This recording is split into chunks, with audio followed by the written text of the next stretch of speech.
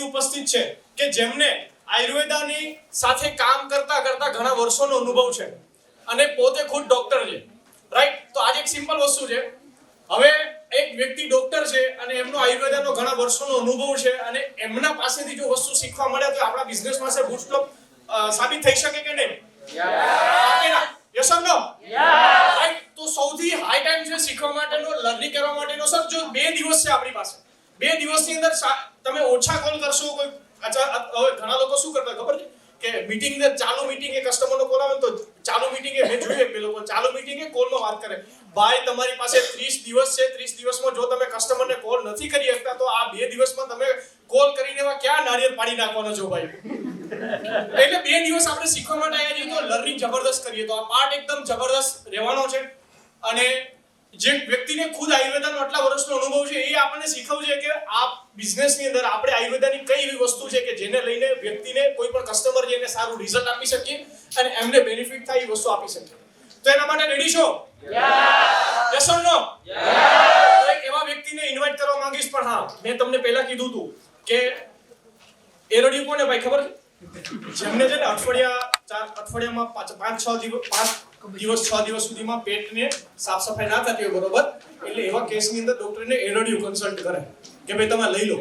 પણ આપણે અહીંયા એવું કોઈ છે? કોઈને એવો ગંભીર રોગ તો નથી ને ભાઈ?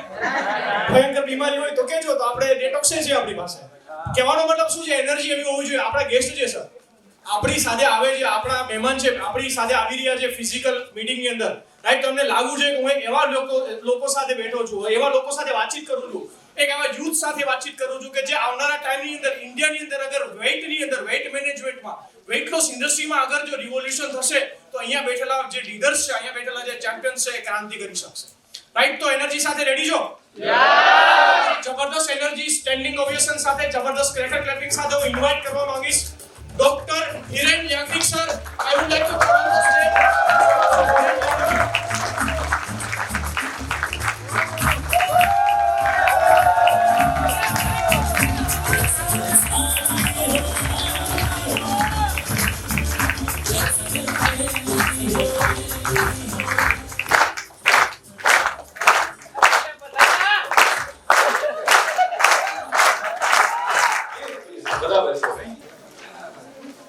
ઘડીક તો આમ એવું થયું કે મારા ક્લિનિકમાં જ છું કે ક્યાં આટલું માન તો ઘરમાં નથી આપતું કોઈ.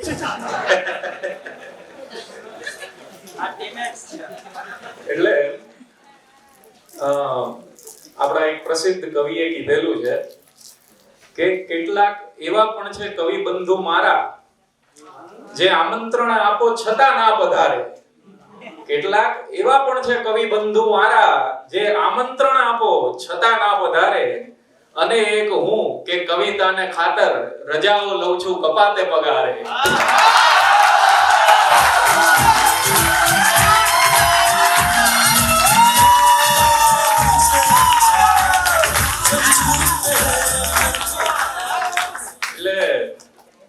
ખરેખર આજે ક્લિનિકલ પ્રેક્ટિસ મારી મૂકીને મને ચિરાગભાઈએ જ્યારે આમંત્રિત કર્યો, નિર્મલ સાહેબે મને આમંત્રિત કર્યો, ત્યારે આ તમારા લોકોનો જોશ છે કે જે મને અહીંયા સુધી ખેંચીને લાવ્યો.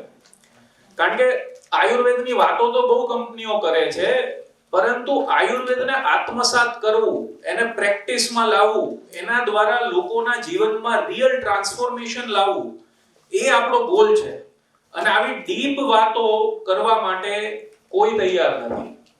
અહીંયા મને જ્યારે આમંત્રિત કરવામાં આવ્યો ત્યારે પહેલો ક્વેશ્ચન મેં એવો પૂછ્યો હતો કે કેટલા મિનિટનું સેશન છે, બીકોઝ મારે એ પ્રમાણે એપોઇન્ટમેન્ટ્સમાં એડજસ્ટમેન્ટ કરવાની થાય ને જે રજાઓ લેવાની છે કપાતે પગારે એનું એડજસ્ટમેન્ટ કરવાનું.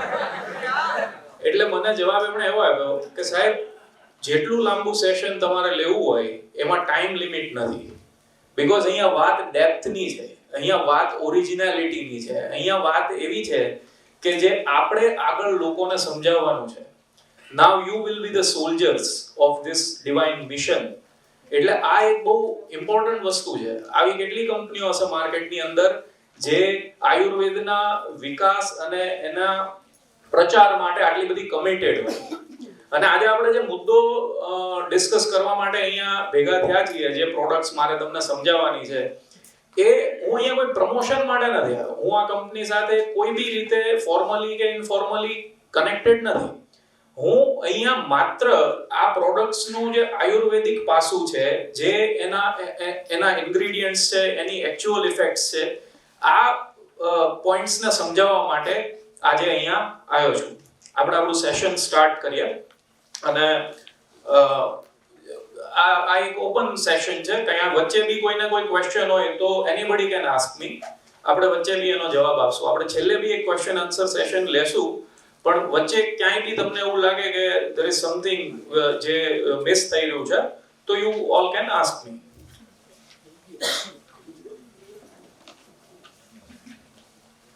What if a single treatment can treat 50 major and 200 associated diseases?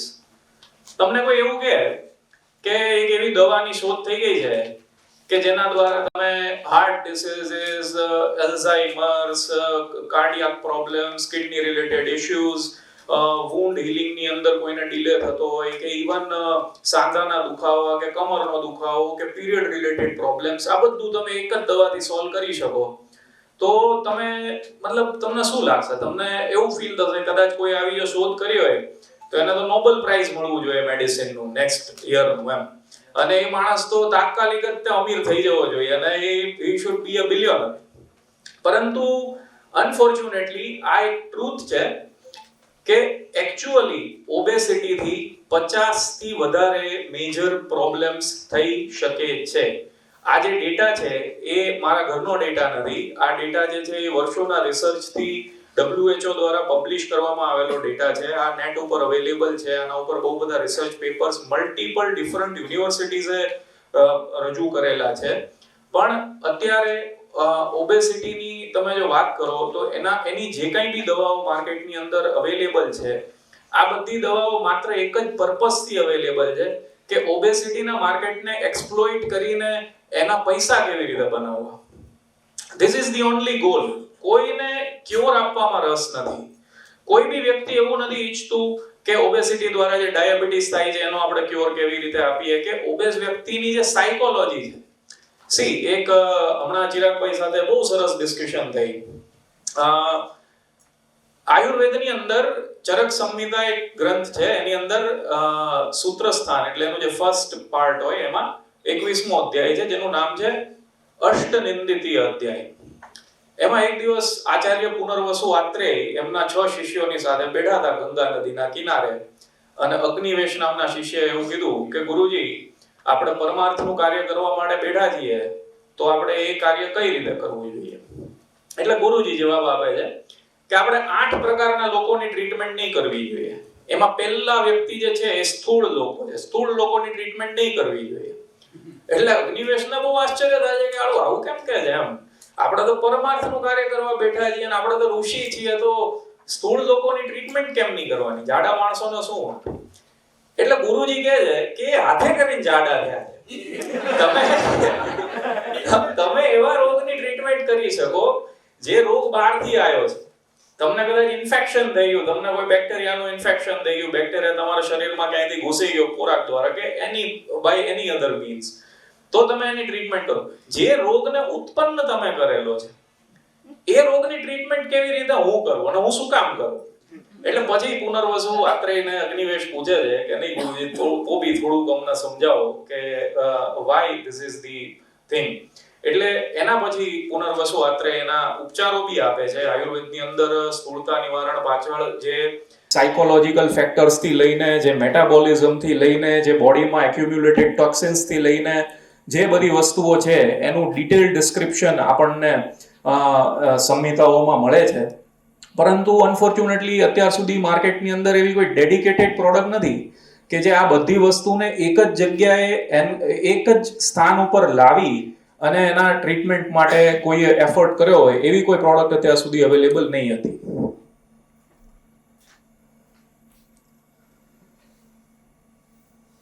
હવે બીજો ક્વેશ્ચન એ છે કે ડોક્ટર સાહેબ, આવી તમે મોટી મોટી વાતો કરો છો, 50 મેજર ડિસીઝ ને 200 કોમ્પ્લિકેશન ને WHO ના પેપર ને પુનર્વસુ આત્રેય ને, તો પછી બધા ઓબેઝ લોકોને બધી ડિસીઝ કેમ નથી થઈ જતી? તમે એ તો જોયું હશે ને કે કોઈ વ્યક્તિને હાર્ટનો પ્રોબ્લેમ છે, કોઈના શ્વાસ ચડે છે, કોઈ વ્યક્તિ એવી છે જેને ડાયાબિટીસ થઈ ગયું, કોઈના સાંધામાં દુખાવો છે, કોઈ લોકો એવા છે કે જેને ઓબેસિટીના કારણે એક ઇન્ફિરિયોરિટી કોમ્પ્લેક્સ છે, કોઈ વ્યક્તિ એવા હશે કે જેને ઓબેસિટીના કારણે ડાઇજેશન રિલેટેડ ઇશ્યુઝ હશે. તો બધાના અલગ અલગ કોમ્પ્લિકેશન્સ કેમ થાય છે? This is a very valid question. અને આ જો ક્વેશ્ચન તમારા મનમાં ના આવ્યો હોય તો આવવો જોઈએ, કારણ કે જ્યારે તમે પેશન્ટ્સની સાથે ડાયરેક્ટ ઇન્ટરેક્શન કરશો ત્યારે તમારે એની સાયકોલોજીને સૌથી પહેલા સમજવાની છે. સી, મેં તમને કીધું એ રીતે કે ગુરુજીએ એવું કીધું કે જાડા માણસો એ છે કે જે પોતાની મરજીથી ત્યાં પહોંચ્યા છે. મારા એક પેશન્ટ હતા, અને આવા બહુ પેશન્ટ છે. આ એનું એક એક્ઝામ્પલ માનીને ચાલો કે એ પેશન્ટનું વજન મોર ધેન 140 kg હતું. એટલે જ્યારે એમની આપણે હિસ્ટ્રી લીધી તો આપણે એ પેશન્ટને પૂછ્યું કે સાહેબ આ પહેલેથી જ આવી રીતે છે કે મતલબ એના પછી વધ્યું કે કંઈ સમથિંગ, કંઈ કોઈનું એક્સિડન્ટ થયું, કોઈની સર્જરી થઈને, કોઈની ડિલિવરી ને કોઈનું સિઝરિયન ને એના પછી વધ્યું કે કેવી રીતે આ થયું એમ? એટલે એણે મને જવાબ આપ્યો કે નહીં સાહેબ એવું તો નથી, પહેલેથી થોડુંક વજન તો વધારે જ હતું, થોડુંક ચબી બોડી હતું પહેલેથી, પણ કોલેજમાં હતો ત્યારે કે લગભગ 100 કિલોની આજુબાજુ હતું, એના પછી કે વધી ગયું તો અત્યારે 145 કિલો છે.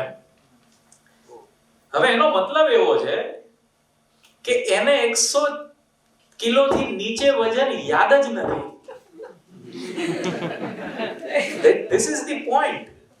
See, આપણું વજન વધે તો એક એલાર્મ બેલ જે આપણા સિસ્ટમની અંદર વાગવો જોઈએ ને, કે હું ચાલું છું તો મને તકલીફ પડે છે, કે હું સીડી ચડીને આવું છું તો મને શ્વાસ ચડે છે, કે there is something wrong with my body, કે મને આ મારા જૂના કપડા આવતા નથી હવે.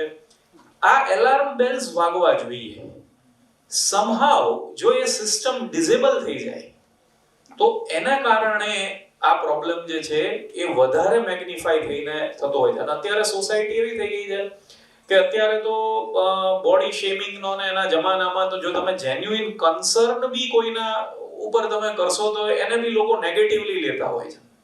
Obesity is a disease. It can really cause serious health problems. પરંતુ તમે કોઈને જો એના વિશે વાત બી કરવાનો પ્રયત્ન કરશો તો તમે બોડી શેમિંગ કરી રહ્યા છો. અત્યારે જમાનો એ રીતે ચાલે છે. પણ steel you need to understand the psychology of the patient. અચ્છા, સાયકોલોજી સમજવા માટે આ સમજવું બહુ જરૂરી છે કે બધા ઓબેઝ લોકોને બધા રોગ કેમ નથી થઈ જતા, બધા ઓબેઝ લોકોને ડાયાબિટીસ ને હાર્ટ ને આને તેને બધું કેમ નથી થઈ જતું.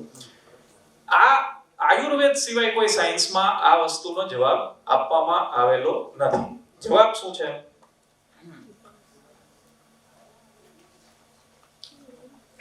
ઓબેસિટી જે છે એને જો આપણે એની સંપ્રાપ્તિ, આયુર્વેદની ભાષામાં સંપ્રાપ્તિ કહેવાય, મેડિકલની ભાષામાં એને પેથોજેનેસિસ કહેવાય. કોઈ બી રોગ હોય એની પેથોજેનેસિસ હોય, એનો એક રસ્તો હોય, એ રસ્તા ઉપર ચાલીને મેન્યુફેસ્ટ થાય.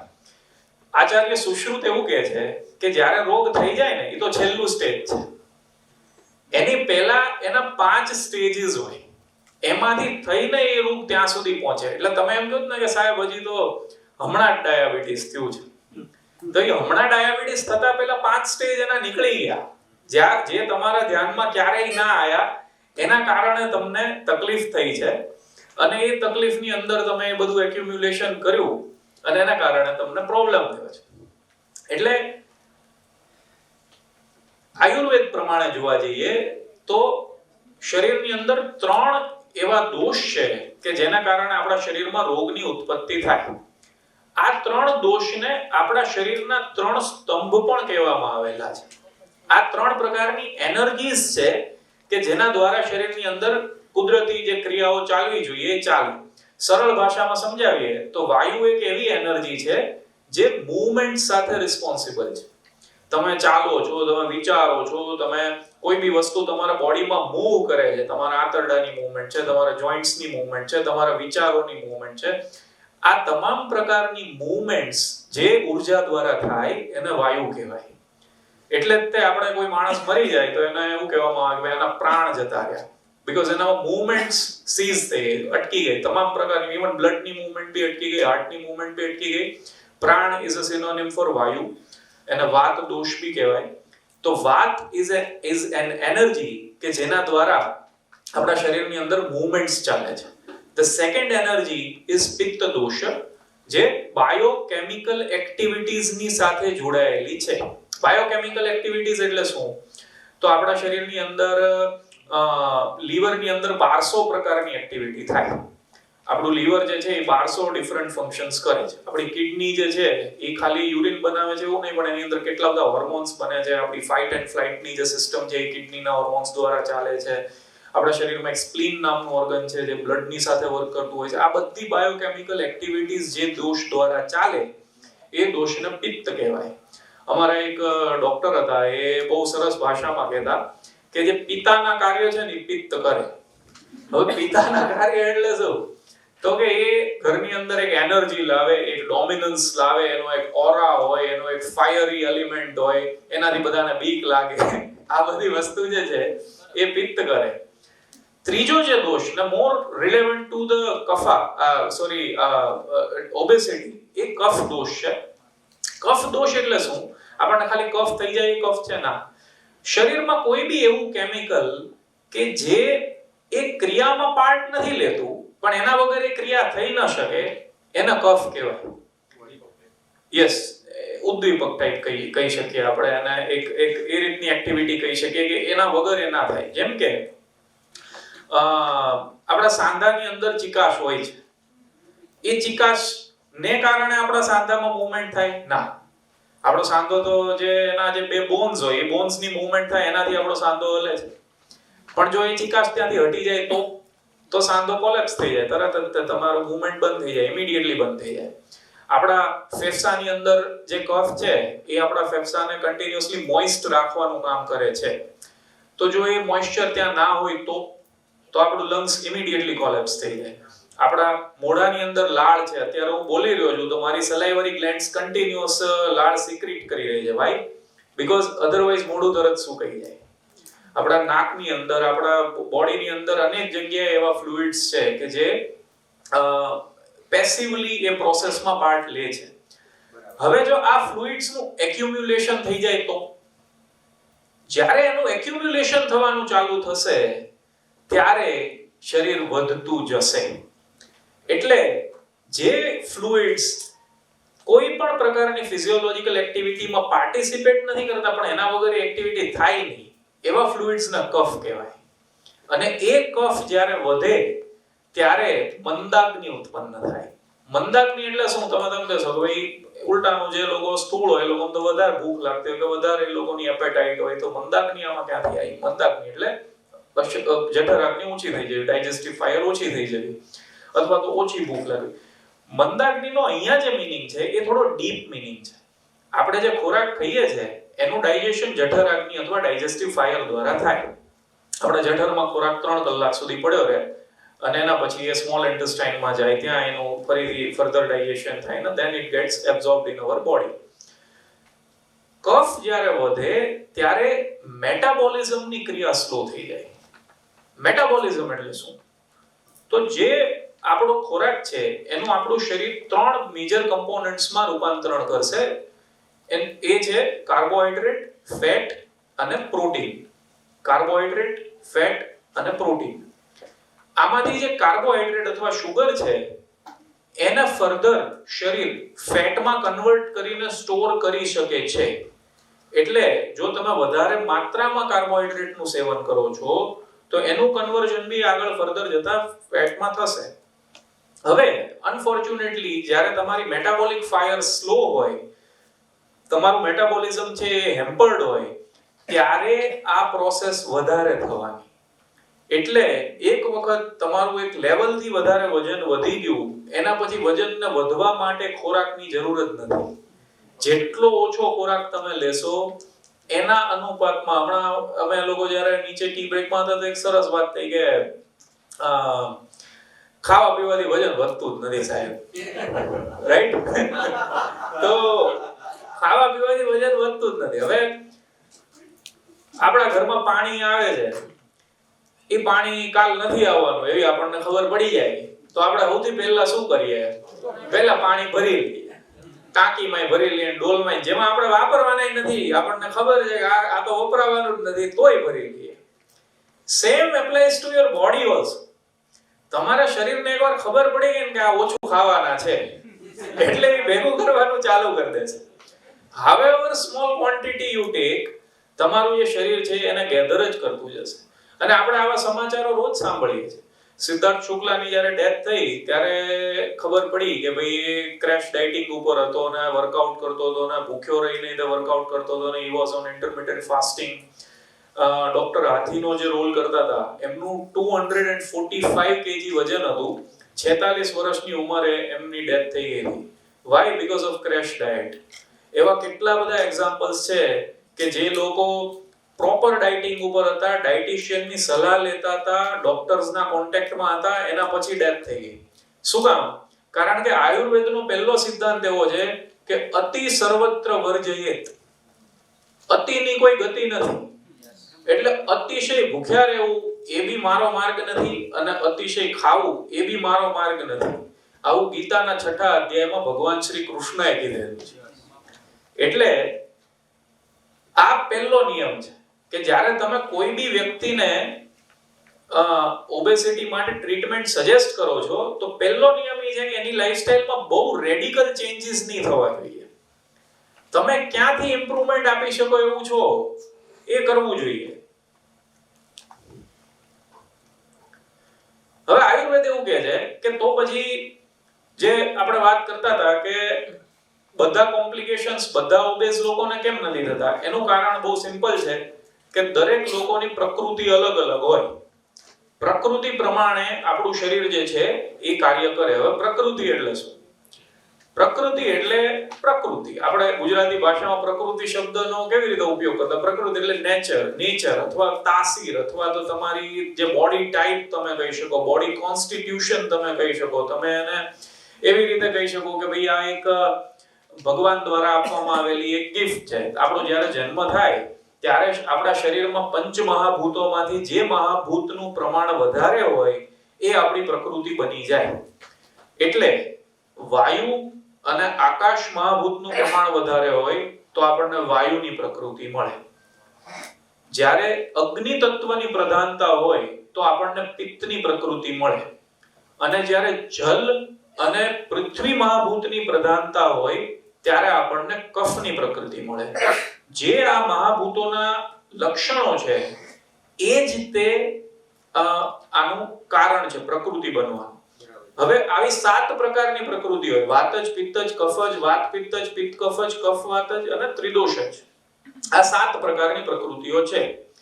બેઝિક સમજીએ તો વાયુની પ્રકૃતિ વાળા જે લોકો હોય એ ક્રિએટિવ હોય, એ લોકો they are full of energy, they are full of new ideas. એ લોકોને કંઈક ને કંઈક લાવો વિલા કંઈક નવું લાવો તો મજા આવશે એવી રીતની એ લોકોની થિંકિંગ હોય.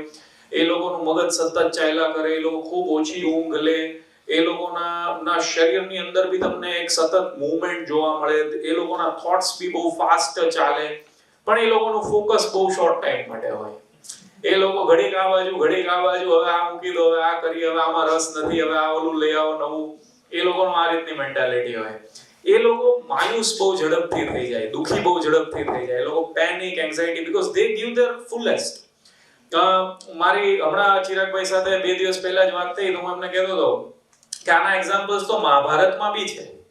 આપણે શકુનીનું જે કેરેક્ટર જોઈએ છે એ એક રીતે વાયુ પ્રધાન વ્યક્તિનું કેરેક્ટર છે. He is full of schemes. તમે એ ભૂલી જાઓ કે નેગેટિવ કેરેક્ટર હતું કે પોઝિટિવ કેરેક્ટર હતું. પણ Shakuni was full of new ideas કે હવે આમને હળગાઈને મારી નાખો, હવે આમને જુગારમાં સેટ કરી દો, હવે આમની સાથે લડાઈ કરતો, આમને તો અપાય જ નહીં, હવે આમાં કંઈક નવું લાવો. અને એક્ઝેક્ટલી એ કંઈક તો નવું ગોતી આવે. એટલે આ જે પ્રકૃતિ છે એ વાયુની પ્રકૃતિ છે. બોડીલી આપણે જો બંધારણની વાત કરીએ તો આયુર્વેદ લખાણો એ સમયમાં તો એ લોકો એવું લખેલું છે કે વાયુની પ્રકૃતિ વાળા મોસ્ટલી થિન હોય. એ લોકોની સ્કિન જે છે એ ડ્રાય હોય બીકોઝ વાયુના લક્ષણોમાં ડ્રાયનેસ છે, એ સટલનેસ છે, લઘુ ગુણ છે, સૂક્ષ્મ ગુણ છે, આ બધા વાયુના ગુણ છે. એટલે એ પ્રકારનું એક કોન્સ્ટિટ્યુશન તમને જોવા મળે. પણ આગળ હું તમને સમજાવીશ કે આજે અત્યારની લાઈફસ્ટાઈલે એ વસ્તુને કેટલી ખરાબ રીતે હેમ્પર કરેલી છે. પિત્તની જે પ્રકૃતિ છે એની અંદર એક ફાયરી ટેમ્પેરામેન્ટ જોવા મળે. They are leaders, they are good orators, કે એ લોકોને ક્યાંય તમે ઊભા કરી દો તો એનો એક ઓરા હોય, એ પોતાની રીતે લોકોને ચલાવે, એ લોકોનું એક એક્ઝિક્યુટિવ કેપેબિલિટી હોય, they are good managers, they can do things very nicely, એ લોકોને ઓર્ડર્સ આપી શકે, એ લોકોની સાથે કોમ્યુનિકેટ કરી શકે, દે આર વેરી ફોકસ્ડ કે ભાઈ કામની વાત કરો ને યાર, તમે બીજી બધી મૂકો ને યાર, એટલે એ લોકોને આ રીતની ઓલી હોય. અને મજબૂત માણસો હોય એ લોકો, જેવી રીતે મેં તમને પહેલા બી કીધું કે પિતાના ગુણ છે એ બધા પિત્તવાળામાં જોવા મળે તમને, એટલે પિત્તવાળા એ લોકો એ રીતના માણસો, પણ દે આર વેરી ડોમિનેટિંગ. એ લોકોનું સાંભળે નહીં, એ લોકોની સલાહ માને નહીં, એ પોતાની રીતે ચાલે, પોતાની રીતે ભોગવે પછી જે થાય એ આગળ. એટલે they are actually પિત્તા people, કે ભાઈ તમને આવા માણસો જોવા મળે એટલે સમજી જવાનું કે આ પિત્તવાળા આવી ગયા. એટલે આ જે છે એ પિત્તની તાસીર છે.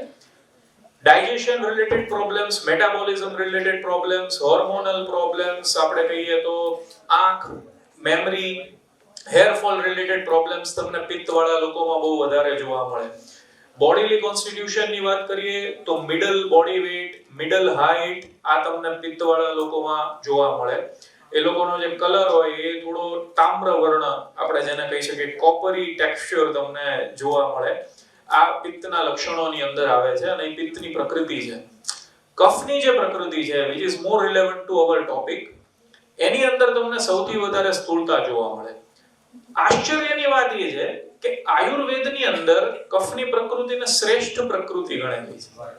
કફની પ્રકૃતિ વાળા જે લોકો હોય એ લોકો ફર્મલી રૂટેડ હોય, એ લોકોને ખબર હોય કે આપણે આ કરી શકીએ ને આપણે આ ના કરી શકીએ. એ લોકો they are very clear in their mind, they are introverts, they are very clear in their mind. એ લોકોને નો ટેમ્પેરામેન્ટ પરફેક્શનિઝમ વાળો હોય કે કાં તો કરવું જ નહીં, કરવું તો પછી પરફેક્ટલી કરવું એમ. એટલે એ લોકો એક પ્રોજેક્ટ ઉપર એક ટાઈમ પે મેં એક કામ કરતા હું એમ કરીને એ લોકો વર્ક કરે અને પછી એને વ્યવસ્થિત રીતે પૂરું કરે. They are very committed people. એ લોકોનું બહુ નાનું સર્કલ હોય પણ જે લોકોનું સાથે એ લોકોનું જોડાણ અંદરથી હોય એને એ લોકો બરોબર પકડી રાખે. મહાભારતની આપણે વાત કરતા હતા તો પિત્તવાળી જે અલી છે એની અંદર આપણે અર્જુનનું કેરેક્ટર લઈ શકીએ કે કર્ણનું કેરેક્ટર જે છે એ લઈ શકીએ. ઇનફેક્ટ આપણે જોઈએ તો કર્ણને સૂર્યપુત્ર કીધેલો છે. સૂર્ય ડિનોટ્સ ફાયર એલિમેન્ટ, એટલે એક સટલ મેસેજ એની અંદર બી આપેલો છે કે ભાઈ એવી રીતે દ્રૌપદીનું કેરેક્ટર હતું એ પિત્ત પ્રધાન હતું. એને અગ્નિ કન્યા કીધેલી છે, એનો જન્મ યજ્ઞમાંથી થયો હતો એમ. એટલે દ્રૌપદીનું કેરેક્ટર આ બધા ફાયરી ટેમ્પરામેન્ટ વાળા લોકો હતા એમ, તડ ને ફળ એમ, બીજી કોઈ વાત નહીં એમ. એટલે આ લોકો જે છે પિત્તવાળા. કફની પ્રકૃતિની વાત કરીએ તો આપણે ભીમનું જે કેરેક્ટર છે it was more of kapha dominant personality, કે તમે એનું શરીર મજબૂત હોય, એ 5 જણા ઊંચકીને ચાલી શકે એવા લોકો હોય, એ કમિટેડ લોકો હોય, એના એટલા જ મિત્રો હતા. તમે કદાચ મહાભારત જોઈ બી હોય કે વાંચી હોય તો એની અંદર અર્જુને ઘણા બધા મેરેજ કર્યા, ઇવન યુધિષ્ઠિરે ઘણા બધા મેરેજ કર્યા. ભીમની એક જ વાઈફ હતી દ્રૌપદી. બીજી વાઈફ જ્યારે હિડિંબા સાથે મેરેજ કર્યા તો એની સાથે જંગલમાં રહ્યો જ્યાં સુધી એને પુત્ર પ્રાપ્તિ થઈ ત્યાં સુધી. He was committed in his relationship. He was firmly rooted. એને ખબર હતી this is my family, I need to protect them. એટલે એ લોકો બહુ, એટલે આવા લોકોને નો વિશ્વાસ જીતવો ને it is a main task. તમે આવી રીતે નહીં વિચારો કે મારે આ પ્રોડક્ટ સેલ કરવાની છે કે મારે કંઈ આની અંદરથી જેને કઈ પ્રોફિટ જનરેટ કરવાનો. Make good relation with your clients. See, that will last forever. આજે તમે આ પ્રોડક્ટ સેલ કરી રહ્યા છો, કાલે કદાચ કઈ બીજું લાઈફમાં કરતા હશો, પરમ દિવસે કોઈ બીજા પ્રોજેક્ટ ઉપર હશો, ચોથે દિવસે આ દેશમાં જ નહીં હોય કે બીજે જતા રહેશો. પણ તમે જે બનાવશો ને that will last forever. મારી પાસે એવા માણસો આવે છે કે જે મને આવીને એમ કે સાહેબ 10 વર્ષ પહેલા આપણે મળ્યા હતા અને તમે આવી સલાહ આપી હતી અને એનાથી મને બહુ ફાયદો થયો અને આમ. હવે એ વખતે જ્યારે મેં સલાહ આપી ત્યારે મને 10 વર્ષ પછી એનો કઈ રિવોર્ડ મળશે એવું વિચારીને નહોતી આપી, પણ એનું સારું થાય એવું વિચારીને આપી. એટલે ક્યારેય બી કોઈ બી વસ્તુ તમારા મોઢેથી નીકળે છે ને તો તો એના અતથી ઇતિ સુધીની તમામ ઇન્ફોર્મેશન તમારી પાસે હોવી જોઈએ. એટલે listen whatever I am saying very keenly and with utmost focus, તો તમને ખૂબ ફાયદો થશે. જે મિશ્ર પ્રકૃતિઓ હોય છે એમાં મેં તમને આજે 3 પ્રકૃતિના જે લક્ષણો કીધા એ બધાના મિક્સ સિમ્પટમ્સ દેખાય. મોસ્ટલી આપણે બધાય તે બે દોષની મિશ્ર પ્રકૃતિ વાળા લોકો હોઈએ છીએ. પ્યોર પ્રકૃતિ તો અત્યારે જોવા જ નથી મળતી. જેટલા હું મારા ક્લિનિકલ પ્રેક્ટિસમાં લોકો જોઉં છું એ વાત પિત્ત જ કે પિત્ત કફ જ કે કફ વાત જ આવી રીતની પ્રકૃતિ વાળા જ જોવા મળતા હોય છે. એમાં એના સારા ગુણ બી તમને મળવાના અને ખરાબ ગુણ બી મળવાના. કફની પ્રકૃતિના ખરાબ ગુણની વાત કરો તો એ લોકો બહુ લેડ બેક હોય, કાલે કરશું, પરમ દિવસે કરશું, બહુ પ્રોકાસ્ટિનેટિંગ માઇન્ડસેટ વાળા હોય કે થઈ જશે સાહેબ ને મોજ કરો. મને પીપીટી બનાવવાનું કીધું હતું. મને એવું કીધું સવારે 10 વાગે સાહેબ ઓફિસ ખુલશે એટલે મેં 10:20 પીપીટી એમને મોકલાવી કે ભાઈ તમે હવે પીપીટી બનાવીને મને આપો તો આપણે આજે પ્રેઝન્ટેશન આપવાનું છે. એટલે આ રીતનું આ લોકોના તમે મગજનો એમઆરઆઈ કાઢો ને તો એમઆરઆઈ ની અંદર એક બહુ સરસ નાનકડું ક્રિએચર દેખાય. એ ક્રિએચર જે છે ને એને પેનિક મોન્સ્ટર કહેવાય. એ એક પ્રકારનું વાંદરું છે. એ જ્યાં સુધી પ્રગટ ના થાય ને ત્યાં સુધી એ માણસ એ કામ આગળ કરે જ નહીં. એટલે આ રીતની જેની પ્રકૃતિ હોય એ લોકો જે છે એને આ પ્રકારના રોગો વધારે થાય. હવે આપણે જે પ્રોડક્ટ સમજવાની છે એના ઉપર આપણે જઈએ. Beauty look. હવે જે બ્યુટી લુક નામ છે એટલે આપણે કોઈ બ્યુટી નું સ્ટાન્ડર્ડ બનાવી દીધું કે કોઈ પાતળું હોય એને તે બ્યુટીફુલ કહેવાય કે જે જાડું હોય એને બ્યુટીફુલ ના કહેવાય કે કઈ રીતે હોય એમ. આનો તો મતલબ એવો જ થયો ને કે ભાઈ તમારું જો આટલી કમર હોય તો then it is beautiful and otherwise it's not. No, it is not that way. See, દરેક ધર્મશાસ્ત્રમાં કે ઇવન કોઈ બી આપણે ઇવન તમે કોઈ મોટિવેશનલ બુક બી ઉપાડી લેશો તેમાં પહેલો કોન્સેપ્ટ ઈ છે કે જે તમારી પાસે છે ને સૌથી પહેલા એનું સંવર્ધન કરો. શરીરસ્ય ખલુ ધર્મ સાધનમ, આવું ધર્મશાસ્ત્રોમાં લખેલું છે. શરીર ડ્યુટી કરવાનું પહેલું સાધન છે. એટલે જો તમે એને સ્વસ્થ બનાવી શકો છો ને તો બ્યુટીની પહેલી પરિભાષા તો એ જ છે કે you are taking care of what you have. Primarily જે તમારી પાસે છે એની તમે કેર કરી. એવું આપણે નથી કહેતા કે પહેલું સુખ તે જાતે ન રહ્યા. તો એનો મતલબ શું? એનો મતલબ આ જ છે કે ભાઈ આ તમે જે તમને આપ્યું છે ભગવાને, આપણે કોકની ગાડી લઈને આવીએ ફ્રેન્ડની તો પછી એમ જ્યારે પાછી આપવા જઈએ તો થોડુંક એમાં પેટ્રોલ લઈને ખાઈએ ને થોડીક સાફાઈ કરી દઈએ. ભલે આપણી ગાડી ધૂળ ખાતી હોય પણ તોય તે કોઈની બીજાની લીધી હોય તો આપણે એને વ્યવસ્થિત સેટ કરીને પાછી આપીએ. હા, એ તો જેવો મિત્ર એ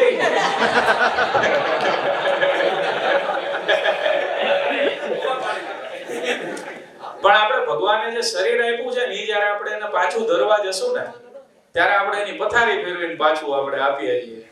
જે પરિસ્થિતિમાં બધી સિસ્ટમ ચાલુ સાથે આપણને આપ્યું હતું, બધા ફીચર કામ કરતા હતા, એ બધા ઓફ થઈ જાય ને ત્યારે આપણે એ પાછું આપીએ છીએ. એટલે બ્યુટી લુકનો મતલબ એ છે કે ભાઈ તમે એક બેઝિક કેળવણી તમારા પોતાના લાઈફસ્ટાઈલની એવી કરો કે જેનાથી જે બ્યુટીનું એક ઇટરનલ પેરામીટર છે કે when you should be healthy from within. શરીર ઇન્દ્રિય સત્વાત્મા સંયોગો ધારી જીવિતમ એવું આયુર્વેદ શાસ્ત્રમાં લખેલું છે કે શરીર એટલે આપણું જે બોડી, ઇન્દ્રિય એટલે આપણી જ્ઞાનેન્દ્રિય તમામ પ્રકારની કે આપણી જે સેન્સીસ છે જે 5 એ સેન્સીસ, શરીર ઇન્દ્રિય સત્વ એટલે આપણો વિલ પાવર. સત્વ એટલે શું કે ભાઈ આ માણસ જે છે ને આની અંદર એક સબસ્ટન્સ છે, તાકાત છે, આને સત્વ કહેવાય. અને આત્મા એટલે આપણી અંદર જે પ્રાણ છે આ 4 વસ્તુ જ્યારે ભેગી થાય ને એને જીવિત વ્યક્તિ કહેવાય. એટલે આ સ્ટાન્ડર્ડ પ્રમાણે જે હેલ્ધી હોય એ વ્યક્તિને હેલ્ધી કહેવાય. એટલે ત્યાં પહોંચવાની વાત છે. ખાલી બ્યુટી એટલે એવી વાત નથી કે આપણી કમર સ્લિમ થઈ ગઈ એટલે આપણે બ્યુટી થઈ ગઈ. એક્ઝેક્ટલી.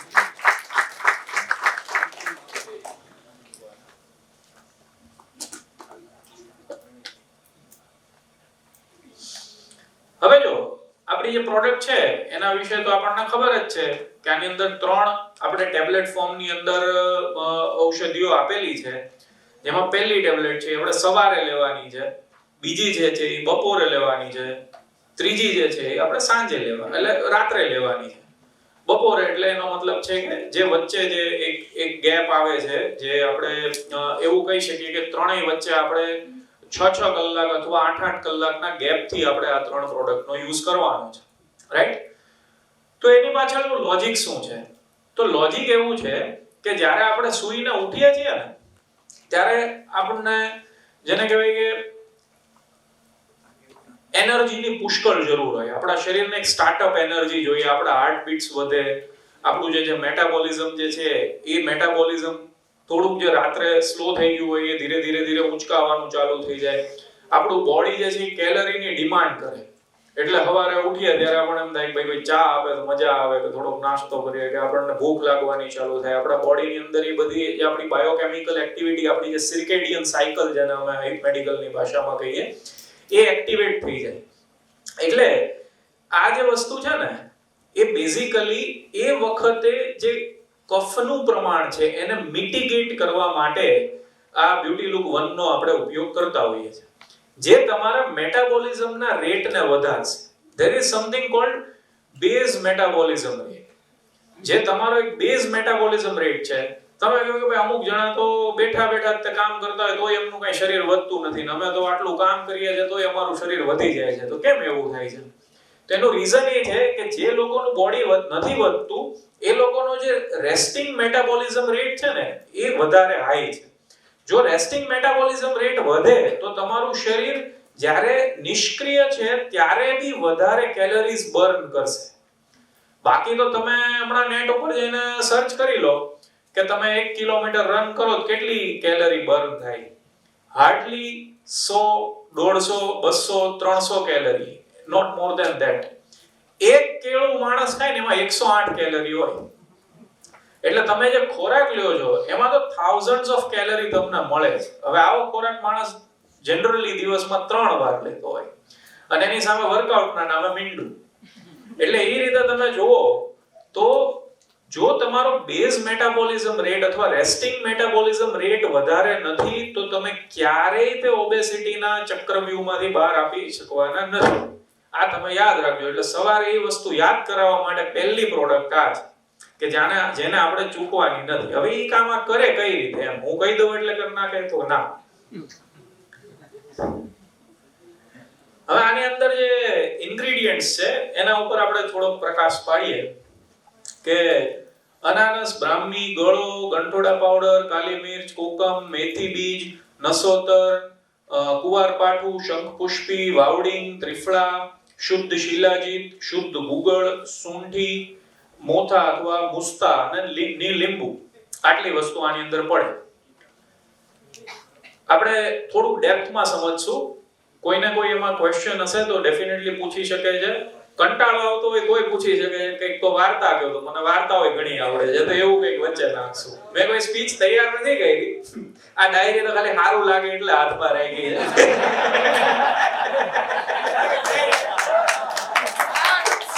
ફીલિંગ આવે થોડી કે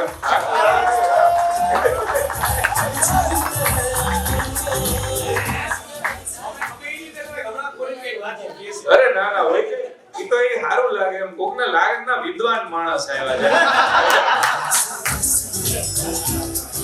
ગુણવંત શાહે એકવાર એવું કીધું હતું કે દુનિયામાં 2 સૌથી સારા શિક્ષકો છે. પહેલો સૌથી સારો શિક્ષક છે ને એ સારી ઓડિયન્સ છે. તમે સારી ઓડિયન્સની સામે તૈયારી કર્યા વગર બોલવા જાવ ને એટલે તમને તમારી ઓકાતનું ભાન થઈ જાય કે આ નહોતું કરવાનું એમ. અને બીજો અને સૌથી સારો શિક્ષક છે એ હૃદય રોગનો હુમલો છે કે જેના પછી કોઈ આગળ શીખવાનું રહેતું નથી એમ. એટલે અનાનસ, બ્રાહ્મી, ગળો, ગંઠોડા પાવડર, કાળી મિર્ચ, કોકમ આ બધા જે ઇન્ગ્રેડિયન્ટ્સ છે બેઝિકલી સ્ટિમ્યુલન્ટ ઇન્ગ્રેડિયન્ટ્સ છે.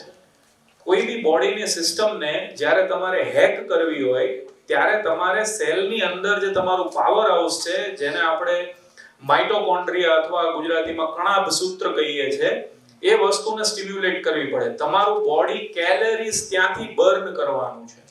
હવે આવી વસ્તુઓને હેક કરે કઈ વસ્તુ? તો પહેલી વસ્તુ કે સેલ સુધી લઈ જવા માટે કેલરીઝનો એક સપ્લાય વધારવો પડે. હવે એ સપ્લાય વધે કેવી રીતે? બધે કેલરીઝ પહોંચે છે ક્યાંથી? તો એ હાર્ટથી પહોંચે છે. તમારું હાર્ટ પમ્પિંગ જો સ્ટ્રોંગ કરે તો આપણા આખા શરીરમાં બ્લડ સર્ક્યુલેશન વધે. બ્લડ સર્ક્યુલેશન વધે તો ઊર્જાનો જે ભંડાર આપણને જોઈએ છે ત્યાં સુધી પહોંચે. આ કામ મોસ્ટલી ખાટી ઔષધિઓ કરે. અમ્લ રસને આયુર્વેદની ભાષામાં રદ્ય કીધેલો છે. રદ્ય એટલે શું? કે જે હૃદય માટે સારી વસ્તુ હોય અને રદ્ય કહેવાય. હવે આ જે કમ્પોઝિશન છે એમાંથી અહીંયા સામે અરીસો દેખાય તો મેં કીધું આમ મને કોઈ પ્રશ્ન કરે છે. અનાનસ આપણે અહીંયા જોઈએ તો કોકમ, નીચે આપણને લીંબુનો ઉલ્લેખ મળે છે. આ બધી જે છે એ બેઝિકલી ખટાશવાળી ઔષધિઓ છે જે એઝ અ સ્ટિમ્યુલન્ટ હૃદયને સ્ટિમ્યુલેટ કરશે. એ હૃદયને એવી રીતે સ્ટિમ્યુલેટ કરશે. હવે જો આ કેવું બેલેન્સ્ડ ફોર્મ્યુલેશન છે કે અહીંયા કોઈ એવી વસ્તુ નથી આપી કે જે હાનિકારક રીતે હૃદયના રેટને વધારી દે કે ટેકિકાર્ડિયા કરી નાખે કે કંઈ બીજું કરે. એકદમ સ્મૂથલી આ વસ્તુ થાય એના માટે એને બેલેન્સ કરવા માટેની પણ ઔષધિઓ આની જ અંદર છે.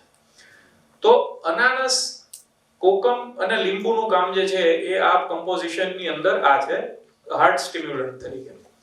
બ્રાહ્મી, શંખપુષ્પી આ ઇન્ગ્રેડિયન્ટ્સ એવા છે કે જે માઇન્ડને સ્ટિમ્યુલેટ કરે છે. બ્રેન સ્ટિમ્યુલન્ટ ઔષધિઓ છે જેને આયુર્વેદની ભાષામાં મેદ્ય ઔષધિઓ કહેવાય.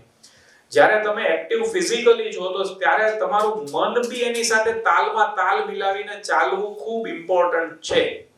એટલે તમારે એ વસ્તુઓને બી એડ્રેસ કરવા માટે આ ઇન્ગ્રેડિયન્ટ્સ એમાં નાખેલા છે. આયુર્વેદના કમ્પોઝિશન્સની અંદર કાળા મરી અને ગંઠોડા આ બે એવી વસ્તુઓ છે કે જેનો યોગવાહી તરીકે યુઝ થતો હોય છે. અને ઇવન સૂંઠ બી. સૂંઠ ઉપર હું આવે, સૂંઠ ઉપર ઘણી ચર્ચા થઈ છે કે સૂંઠને આયુર્વેદિક સ્ટીરોઇડ કહી શકો. આયુર્વેદિક સ્ટીરોઇડ એટલે એ કોઈ બી બીજી દવાના પાવરને વધારી દે. ગંઠોડા અને કાળા મરીને યોગવાહી કીધેલા છે. યોગવાહી એટલે શું? કે જે કોઈ બી દવાની સાથે તમે જ્યારે આ ઔષધિઓને મિક્સ કરો તો બીજી ઔષધિની પોટેન્સીને 10 ટાઈમ્સ વધારી દે. એટલે એનું કારણ શું છે? એ સેલના ચાવીના તાળાની ચાવી છે. એટલે સેલની અંદર એન્ટ્રી માટે દવા તો તમારા શરીરમાં બ્લડમાં ફરતી હોય પણ હવે આના સેલમાં એન્ટર થવાનું. તો એ એન્ટ્રી પોઈન્ટ ઉપર કામ કોણ કરશે? ચાવીનું કામ કોણ કરશે? તો ચાવીનું કામ જે છે એ ગંઠોડા પાવડર, કાળા મરી અને જે સૂંઠ આ ત્રણ જે છે એ કામ કરશે. એટલે આ કમ્પોઝિશનમાં હૃદય ઔષધિઓ આવી ગઈ, મેદ્ય ઔષધિઓ આવી ગઈ અને એવી ઔષધિઓ આવી ગઈ કે જે બીજી દવાના પાવરને વધારવા માટે છે. મેથી બીજ અને ત્રિફળા અને મોથા આ ત્રણ એવા ઔષધો છે કે જે તમે જોઈ લો, વ્યવસ્થિત જોઈ લો. મેથી જે છે એ બેઝિકલી એક કડવાશનું કામ બી કરે છે. આપણા હાડકાને મજબૂત બનાવવા માટે બી એનો રોલ છે. અમે આયુર્વેદની ભાષામાં એને તિક્ત રસાયણ કહીએ. તિક્ત એટલે સંસ્કૃત ભાષામાં તિક્તનો મતલબ કડવો થાય. એટલે એ એક પ્રકારનું કડવું રસાયણ ઔષધ છે જે આપણા બોડીની અંદર એક ડાયજેસ્ટિવ સિસ્ટમને સ્ટિમ્યુલેટ કરવા માટે બી બહુ જરૂરી છે. એટલે ડાયજેસ્ટિવ સ્ટિમ્યુલન્ટ તરીકે આનો ઉપયોગ થાય. આ સિવાય આમાં એવી ઔષધિઓ છે જે ડાયરેક્ટલી લીવર ઉપર કામ કરે છે. પર્ટિક્યુલરલી કુંવારપાઠાનો ઉપયોગ. કુંવારપાઠું એટલે એલોવેરા. એલોવેરા એક જનરલ બ્યુટી પર્પઝ માટે બી વપરાતી વસ્તુ છે પણ બહુ અંડરરેટેડ ઔષધિ છે. એક્ચ્યુઅલમાં એલોવેરા આપણા એરિયામાં એકદમ કોમનલી ઉગે છે એટલે આપણને લોકોને એમ થાય કે આ તો નોર્મલ વસ્તુ છે. જો આ જ વસ્તુને તમે પેકેજ કરીને બહારથી ફરીથી પાછી લઈને આવો તો લોકો આના જ પૈસા આપે. એક્ચ્યુઅલમાં અહીંયા જે ઉગે છે એનો આપણે જેટલો ઉપયોગ કરી શકવા જોઈએ એટલો આપણે નથી કરતા હોતા. પણ એ લીવર સ્ટિમ્યુલન્ટ ઔષધિ છે. એટલે લીવર માટે આની અંદર કુંવારપાઠાનો ઉપયોગ થયેલો છે. વાવડિંગ એક એવી ઔષધિ છે જે કૃમિનો નાશ કરે છે. ઘણી વખત કેવું હોય કે આપણા પેટની અંદર જે ઇન્ટેસ્ટાઇનલ પેરાસાઇટ્સ છે એના કારણે બી તમારી હંગર જે છે એ એબનોર્મલ થઈ જાય. ઘણી વખત તમે બહુ ખાવ નહીં, શરીરને લાગે જ નહીં, ને ઘણી વખત તમે ખા જ કરો એવું થાય. એટલે આ વસ્તુને એડ્રેસ કરવા માટે વાવડિંગનો ઉપયોગ કરવામાં આવેલો છે. ત્રિફળા એ ત્રિદોષજ ઔષધિ ત્રણેય દોષ ઉપર કામ કરે. ત્રિફળા એટલે શું? તો ગોળો આમળા, બેડા અને હરડે, આ ત્રણ વસ્તુને ત્રિફળા કહેવાય. તો આ જે ફોર્મ્યુલેશન છે એ આયુર્વેદના સૌથી જૂના ફોર્મ્યુલેશન્સમાંથી એક છે. મૂળભૂત રીતે ત્રિફળાનો સ્વાદ તુરો હોય. તુરો સ્વાદ સંકોચનનું કાર્ય કરે. આ યાદ રાખજો તમે. તુરી વસ્તુ સંકોચનનું કાર્ય કરે. તમે મોઢાની અંદર કોઈ તુરી વસ્તુ થોડોક ટાઈમ માટે ભરી રાખો ને તો એ તમારા પેડાઈ સંકોચાવા મળશે. તમને તરત ફીલ થશે. તમે ત્રિફળા પાવડરથી મંજન કરી નાખો તો તમને ઇમિડિયેટલી ફીલ થશે કે તમારા પેડાની અંદર એક થોડી સ્ટીફનેસ જેવું તમને ફીલ થશે. એટલે આ જે ત્રિફળાનો એક વિશિષ્ટ ગુણધર્મ છે. એટલે જે એરિયામાં ફેટ સંગ્રહિત થયેલું છે ત્યાં એ સંકોચાય તો તમે ફેટનો ઝડપથી નિકાલ કરી શકો. એના માટે ત્રિફળાનો ઉપયોગ થાય. શુદ્ધ શિલાજીત. હવે શિલાજીત જે છે ને એ એક આખો અલગ જ ટોપિક છે. લોકો શિલાજીતના ઘણા બધા ઉપયોગ કરતા હોય છે. આપણે લોકો એક જનરલ કોન્ટેક્સ્ટમાં એવું સમજતા હોઈએ છે કે શિલાજીત કોઈ સેક્સ્યુઅલ ઔષધિ છે કે કોઈ સેક્સ્યુઅલ પ્રોબ્લેમ હોય કે કોઈને એના માટે શિલાજીતનો ઉપયોગ થાય. જનરલ માનસમાં તો આ જ તે એક મેન્ટાલિટી છે. આયુર્વેદની અંદર બહુ ક્લિયર ડિસ્ટિંગ્વિશન આપેલું છે. ચરક સંહિતા ચિકિત્સા સ્થાનનું પહેલું ચેપ્ટર છે રસાયણ ચિકિત્સા અધ્યાય અને બીજું ચેપ્ટર છે વાજીકરણ ચિકિત્સા અધ્યાય. વાજીકરણ એટલે સેક્સ્યુઅલી સ્ટિમ્યુલેટિંગ ઔષધિઓ અને રસાયણ એટલે ઇમ્યુનો મોડ્યુલેટર ઔષધિઓ જે ઇમ્યુનિટીને બૂસ્ટ કરે, જે શરીરની શક્તિને વધારે, જે આપણા એક ઓવરઓલ સ્ટેમિનાને ઇમ્પ્રૂવ કરે, આપણી માનસિક શક્તિને વધારે, આવી ઔષધિઓને રસાયણ ઔષધિઓ કહેવાય. રસાયણ ઔષધિ ચિકિત્સાની અંદર શિલાજીતનો ઉલ્લેખ થયેલો છે, વાજીકરણમાં થયેલો નથી. એટલે શિલાજીત મેલ ફિમેલ બેય માટે નોન સેક્સ્યુઅલ પર્પસીસ માટે સ્ટ્રેન્થ બિલ્ડિંગ માટે વપરાતી ઔષધિ છે. એટલે એ કોન્સેપ્ટ આપણા મનમાં ખૂબ ક્લિયર હોવો જોઈએ. Shilajit is a unique drug કે જે આપણે ત્યાં હિમાલયના પહાડોની અંદર પથ્થરોની વચ્ચે જે તિરાડો હોય એમાંથી જે રસ નીકળે એને શિલાજીત કહેવાય. ખૂબ અઘરી ઔષધિ છે, ગોતવી ખૂબ અઘરી હોય છે, એનું સોર્સિંગ કરવું ખૂબ અઘરું હોય છે, અને સારી ક્વોલિટીમાં અને સારી ગુણવત્તાની શિલાજીત લાવવી it is a big task. અને આપણી પ્રોડક્ટની અંદર એ વસ્તુ છે તો એ ગર્વ લેવા જેવી વસ્તુ છે અને આને તમે ફ્લાઉન્ટ કરી શકો. યસ શિલાજીત ગમીઝ આપણે હમણાં લોન્ચ કરી ને એટલે this is a very good drug. અને તમે ખરેખર જો રેગ્યુલર બેઝ ઉપર તમે આનો ઉપયોગ કરો તો તમે આને એક એન્ટી એજિંગ ઔષધિ તરીકે બી પ્રમોટ કરી શકો. એટલે અહીંયા ખાલી વાત જે થાય છે એ ખાલી વજન ઉતારવાની વાત નથી થતી, પણ ઓવરઓલ સ્વાસ્થ્યની વાત આપણે કરીએ છીએ. ગુગળ જે છે એક એન્ટી ઇન્ફ્લામેટરી ડ્રગ છે. અત્યારે દર ત્રીજા માણસને કોલેસ્ટ્રોલનો પ્રોબ્લેમ છે. કોલેસ્ટ્રોલની ખૂબ સારી દવા એટલે ગુગળ. એટલે આ જે છે એ વસ્તુનો ઉપયોગ એની અંદર થાય છે. હવે મારા ખ્યાલ પ્રમાણે આપણે તમામ વસ્તુઓને કવર કરી લીધી. એક નસોતરની વાત જે છે એ આપણે કરવાની રહી ગઈ. નસોતર જેને ત્રિવૃત્ત પણ કહેવામાં આવે છે અથવા હિન્દીમાં એને નિશોથ પણ કહેવામાં આવે છે, એ એક લેક્ઝેટિવ ઔષધિ છે.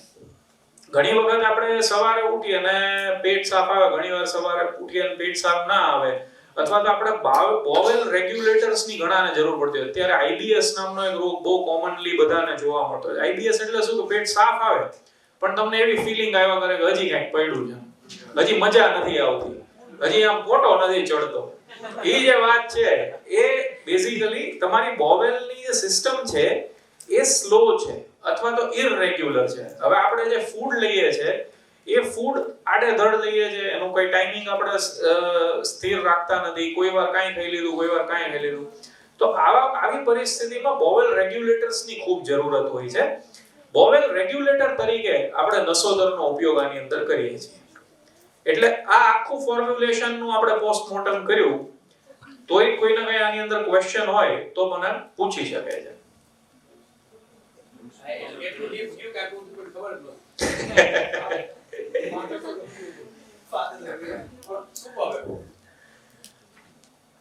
હવે આપણે બ્યુટી લુક 2 ની વાત કરીએ કે જે આપણે બપોરના સમયે એટલે કે જનરલી આપણે જમી લીધું એના 3 કલાક પછી જ્યારે આપણું પેટ ફરીથી ખાલી થઈ ગયું. અત્યારે તો બધાએ કદાચ જો તમે ક્લોઝલી ફોલો કરતા હોય ઓબેસિટીના માર્કેટને તો ઓઝેમ્પિક નું નામ બધાએ સાંભળ્યું હશે. જો ના સાંભળ્યું હોય તો હું તમને ઓઝેમ્પિકની બેઝિક વાત કહું. ઓઝેમ્પિક નામની એક દવા છે જે ઇન્સ્યુલિનની જેમ લેવાની હોય. અહીંયા પેટ ઉપર એના ઇન્જેક્શન્સ લેવાના હોય. એનાથી રેપિડ વેઇટ લોસ થાય. રેપિડ વેઇટ લોસ થાય એટલે એટલો બધો રેપિડ વેઇટ લોસ થાય કે 200 કિલોનો માણસ 80 કિલોનો થઈ જાય અને વિધિન 3-4 મંથ ની અંદર બધું કરી નાખે. અત્યારે એનો એટલો બધો ક્રેઝ છે કે હોલીવુડમાં એવી કોઈ સેલિબ્રિટી નથી કે જે ઓઝેમ્પિક ના લેતા હોય. અત્યારે કોઈ એવો સ્પોર્ટ્સ પર્સન નથી જે ઓઝેમ્પિક ના લેતો હોય. ત્યાં સુધી ઓલિમ્પિક કમિટી હવે એને બેન્ડ ડ્રગની કેટેગરીમાં રાખવી કે એને સ્વીકાર કરવી કે એનો અત્યારે ડિસ્કશન ચાલી રહ્યું છે. ઓઝેમ્પિક બેઝિકલી અમેરિકાની અંદર એક સ્પેસિફિક પ્રકારની એક લિઝર્ડની એક પ્રજાતિ છે. જેવી રીતે આપણે ત્યાં મોનિટર લિઝર્ડ હોય એટલે કે ઘો આપણે જેને કહીએ, ચંદન ઘો કહીએ કે પાટલા ઘો કહીએ, એ પ્રકારની એવું એક જાનવર છે, એવું એક એનિમલ છે જે જ્યારે કોઈ વ્યક્તિને જો બાઇટ કરે તો એ વ્યક્તિને એના ઝેરની ઇફેક્ટ એવી થાય કે એને ભૂખ જ લાગવાની બંધ થઈ જાય. આ વસ્તુ કોઈએ માર્ક કરી કે ભાઈ આના ઝેરની આ રીતની એક સાઇડ ઇફેક્ટ થાય છે. તો એણે એવો વિચાર કર્યો કે જો આ પર્ટિક્યુલર વસ્તુને હું અલગ કરી અને જો આપવાનું ચાલુ કરું તો, એટલે એણે એક એવો રસ્તો ગોત્યો કે તમે હંગરને કેવી રીતે સપ્રેસ કરી શકો. સી, મેં તમને કીધું એમ કે તમે થોડુંક બી ખાશો તો તરત જ તમારું બોડી એમાંથી એને જે લેવાનું છે એ તો એ લઈ જ લેશે. શરીરની પાસે એક એવી ઇનબિલ્ટ કેપેસિટી છે. તો તમે જ્યારે બે મીલ્સની વચ્ચે આડેધડ ખાશો ને એનાથી તમારું વજન વધવાનું. જેમ સાહેબે કીધું એ પ્રમાણે ખાવા પીવાથી વજન નથી વધી જતું. એ ક્યારે? જ્યારે તમે ઘરનું ખાતા હોય ત્યારે. પછી વચ્ચે તમે વડાપાવ ને વેફર ને આ ને તેને બધું ઝાપડતા હોય તો એમાં 100% વજન વધે, એની ગેરંટી. તો એ વસ્તુને બ્લોક કરવા માટે, હંગરને સપ્રેસ કરવા માટે કોઈ કુદરતી રસ્તો કરો. ઓઝેમ્પિકની જે અત્યારે માર્કેટમાં કિંમત છે એ લાખો રૂપિયાના ઇન્જેક્શન્સ એના હોય છે અને એ જે એફોર્ડ કરી શકે એ જ કરી શકે. તો એનો એવો કોઈ આયુર્વેદમાં રસ્તો કરો કે જેના દ્વારા આપણે હંગરને સપ્રેસ કરી શકીએ અથવા આપણે આપણા શરીરની અંદર. અચ્છા, હંગર એટલે શું? આપણે પહેલા જે ડિસ્કશન કર્યું એ પ્રમાણે પિત્ત જે છે એ હંગરની સાથે જોડાયેલો દોષ છે. પિત્ત ખોરાકનું પાચન કરે છે. પિત્ત આપણી અગ્નિ જે જઠરાગ્નિ છે એને ચલાવે છે. તો એ પિત્તને જો આપણે પ્રોપર સમયે સપ્રેસ કરી શકીએ તો એના દ્વારા આપણને હંગર સપ્રેશનનો ગોલ આપણે અચીવ કરી શકીએ. તો આની અંદર જે ઇન્ગ્રેડિયન્ટ્સ છે એ એક્ઝેક્ટલી એ જ કામ કરે છે. જે લોકો $4,500 આપીને જે વસ્તુ કરે છે એ જ વસ્તુ આપણે અહીંયા એના કરતા એક શૂ સ્ટ્રિંગ બજેટની અંદર આપણે એ કામ કરીએ છીએ.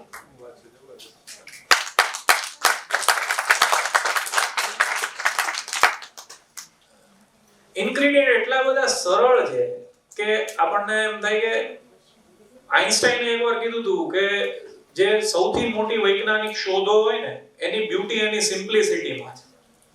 ન્યૂટને શું કીધું કે ભાઈ ગતિના નિયમ એને આપ્યા કે ભાઈ એક્શન અને એનું રિએક્શન બે સમાન માત્રામાં અને વિરુદ્ધ દિશામાં હોય. એટલી બધી સરળ વાત છે કે જીવનમાંય લાગુ પડે, ફિઝિક્સમાંય લાગુ પડે, મિકેનિક્સમાં બી લાગુ પડે. તમે જ્યાં એ વાક્ય બોલો ત્યાં બધે લાગુ પડે. એવી જ રીતે સારા ફોર્મ્યુલેશન્સની બ્યુટી એની સિમ્પ્લિસિટીમાં હોય છે. વરિયાળી, શંખભસ્મ, યષ્ટિમધુ, ગુલાબ, સાકર, અવિપત્તિકર ચૂર્ણ, દ્રાક્ષ, ચિત્રગાદી, વટી, ત્રિકટુ, ત્રિફળા, કુંવારપાઠું. હવે આ જે ફોર્મ્યુલેશન છે એમાંથી અડધી વસ્તુ તો એવી જ છે કે જેના સારા ગુણધર્મો વિશે તમે બધા પોતે એમનામ જ જાણો છો, મારા સમજાવ્યા વગર જ જાણો છો. આપણે ઉનાળાની અંદર વરિયાળીના શરબત ઘરમાં પહેલા બધે બનતા. હવે તો લોકો તૈયાર લેવા માંડ્યા. બાકી સૌરાષ્ટ્રની અંદર તમે જોયેલું છે કે ખસનું શરબત છે, વરિયાળીનું શરબત છે, ગુલાબનું શરબત છે. આ બધી વસ્તુઓ પહેલાના જમાનામાં નેચરલી બનાવવામાં આવતી હતી. શું કામ બનાવવામાં આવતી હતી? તમારી ખોટી ભૂખને શાંત કરવા માટે. તમારા શરીરમાં જે અગ્નિ તત્વ વધી રહ્યું છે એ અગ્નિ તત્વને બેલેન્સ કરવા માટે એનો ઉપયોગ થાય. વરિયાળીનો ઉપયોગ એના માટે થાય, ગુલાબનો ઉપયોગ એના માટે થાય અને દ્રાક્ષ જે છે એ એવી ડ્રગ છે કે જે ડાયરેક્ટલી પિત્ત ઉપર વર્ક કરે. જેને આપણે તજા ગરમી કહીએ કે જેને આપણે ઇવન સ્કિન રિલેટેડ ઇશ્યુઝ કહીએ. સી તમારા શરીરમાં ક્યાંય બી એબનોર્મલ મેટાબોલિક એક્ટિવિટી થશે ને, એની પહેલી ઇફેક્ટ સ્કિન ઉપર થશે. આ યાદ રાખજો. અને આ એક સેલિંગ પોઈન્ટ બી છે. એ રીતે હું તમને કહું, તમે કોઈને એમ કહેશો ને કે હું તમારું 50 કિલો વજન ઉતારી દઈશ, તો કદાચ એને રસ નહીં પડે, પણ તમે એને એમ કહેશો કે તમારા ચહેરા ઉપર ગ્લો આવી જશે, તો એને તરત રસ પડશે. એટલે લોકો મરી જાય તો એમને વાંધો નથી, પણ આપણે મરીને દેખાવા જોઈએ હારા એમ. એટલે આ એક સત્ય પણ કરુણ વાત છે, પણ જે છે એ છે. એટલે એમાં બી આ વસ્તુ તમને હેલ્પ કરી શકે. સી ખાલી અંદર સપ્રેસ કરવી, that is not the point. Point is કે આપણે પિત્તને કેવી રીતે બેલેન્સ કરી શકીએ. આપણે જે બ્યુટી લુક 1 માં જોયું કે આપણે કફને સપ્રેસ કરી દીધો, બ્યુટી લુક 2 માં આપણે જોઈ રહ્યા છીએ કે આપણે પિત્તને કેવી રીતે સપ્રેસ કરશું.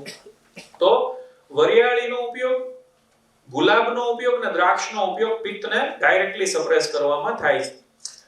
શંખ ભસ્મ જે છે એ વાયુ, જે ફ્લેટ્યુલન્સ આપણે કહીએ કે ઘણા નથી કહેતા મને ઓડકાર બહુ વધારે આવે, કે મને ગેસ પાસ બહુ વધારે થાય છે, કે પેટમાં ગેસ ભરાઈ જાય છે, પેટ ફૂલી જાય છે, આ બધાની આયુર્વેદિક દવા એટલે શંખ ભસ્મ.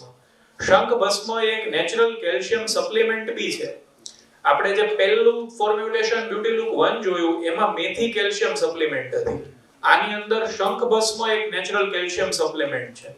કેલ્શિયમ ખાલી બોન્સને સ્ટ્રોંગ કરવાનું કામ કરે છે એવું નથી હોતું. કેલ્શિયમની ચેનલ્સ થી આપણા શરીરમાં સિગ્નલિંગનું કામ થાય છે. તમે જો હાર્ટની ઇલેક્ટ્રિક સર્કિટનો અભ્યાસ કરો ને, તો એની અંદર જે સિગ્નલ્સ આપણા બ્રેનના હાર્ટ વચ્ચે ચાલે ને, એનું સિગ્નલિંગનું કામ કેલ્શિયમની ચેનલ્સ થી થાય. એટલે કેલ્શિયમ એક ખૂબ ઇમ્પોર્ટન્ટ એલિમેન્ટ છે આપણા શરીર માટે. તો એનું કામ ફ્લેટ્યુલન્સને, વાયુને ઓછો કરવાનું કામ, એ બધા કામ શંખ ભસ્મના છે. યષ્ટિ મધુ એક એવી ઔષધિ છે, યષ્ટિ મધુ એટલે જેને આપણે જેઠી મધ કહીએ અથવા મુલેઠી કહીએ હિન્દી ભાષામાં. આ એક એવી દવા છે કે જેનો ઉલ્લેખ ત્રિફળા પછી સૌથી વધારે આયુર્વેદના ગ્રંથોમાં કરવામાં આવેલો છે. જેઠી મધ જે છે એ એક નેચરલ મીઠાશનું કામ કરે છે, પણ એની અંદર શુગર નથી હોતી. જેઠી મધનો ઉપયોગ પિત્તને ઓછું કરવામાં તો થાય જ છે, પણ તમને કદાચ યાદ હોય તો આપણે નાના હતા તો આપણને ગળામાં કફ થઈ જાય ને, તો જેઠી મધની મૂળનું લાકડું આપણને ચૂસવા માટે સલાહ આપતા એ વખતે. એવી રીતે કોઈને મોઢામાં ચાંદા પડ્યા હોય ને, તો એને જેઠી મધ આપવામાં આવતું. એટલે જેઠી મધનો ઉપયોગ અલ્સર પ્રિવેન્શન માટે બી છે. ઘણી વખત લોકો શું કરતા હોય છે કે હવે કે કઈ ખાવાનું નથી ને, તો કે દબાવીને ખાઈ લ્યો. 2 ટાઈમ જ ખાવાનું છે એવું નક્કી કર્યું, ભાઈ હવે આપણે 2 મીલ જ લેશું, એટલે જે મીલ લે એમાં પછી પૂરું કરી નાખે એવો મીલ લે. એટલે એના કારણે બોડીની અંદર એટલી બધી ઉષ્મા ઉત્પન્ન થાય કે એના કારણે ચાંદા પડે, એને કારણે તમને અમુક ડેફિશિયન્સીસ બી ઘણાને હોય તો એના કારણે બી ચાંદા પડે. તો એ બધી વસ્તુને પ્રિવેન્ટ કરવા માટે જેઠી મધનો અથવા યષ્ટિ મધુનો રોલ છે.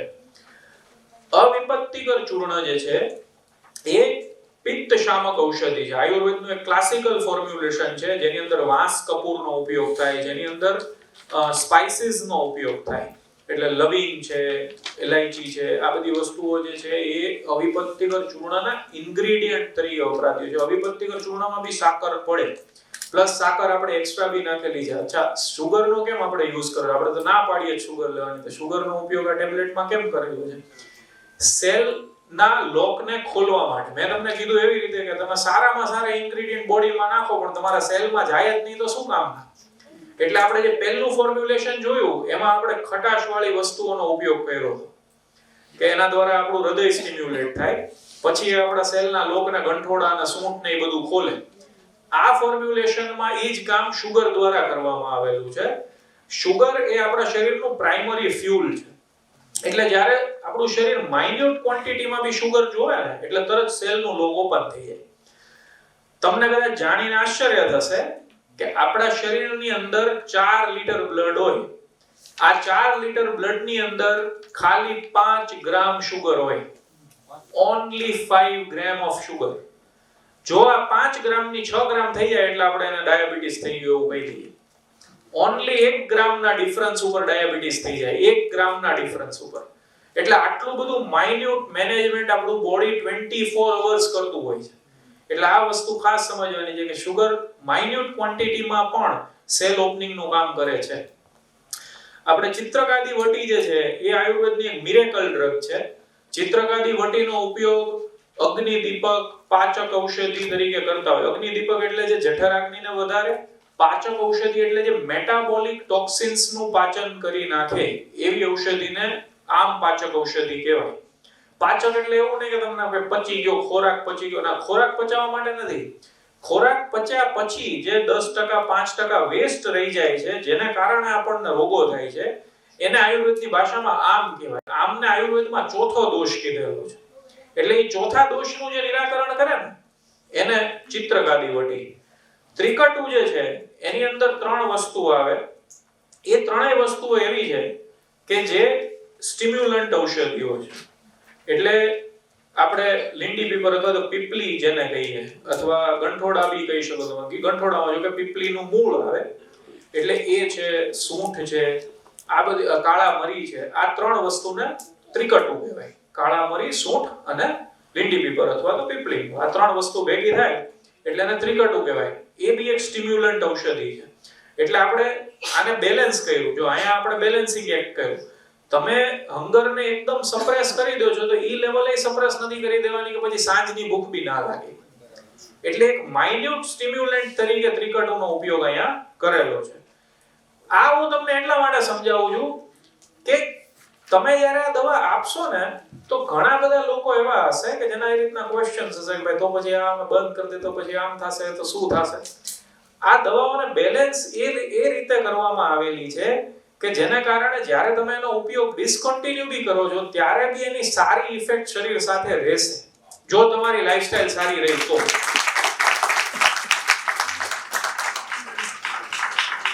ત્રિફળા વિશે આપણે પહેલા બી વાત કરી તો એની ડિટેલમાં નહીં જઈએ, પણ એક વસ્તુ હું ત્રિફળા વિશે તોય એક ઉમેરી દઈશ કે ત્રિફળામાં 3 ઇન્ગ્રેડિયન્ટ આમળા, ભેડા અને હરડે છે. આમળા અને હરડે વિશે તો બધા જાણે છે કે હરડે પેટ સાફ કરવા માટે ઉપયોગમાં આવતી હોય છે, કે આમળાનો ઉપયોગ થતો હોય છે એક વિટામિન સી ના સોર્સ તરીકે. અને amla is a very common drug, બધાને ખબર જ છે.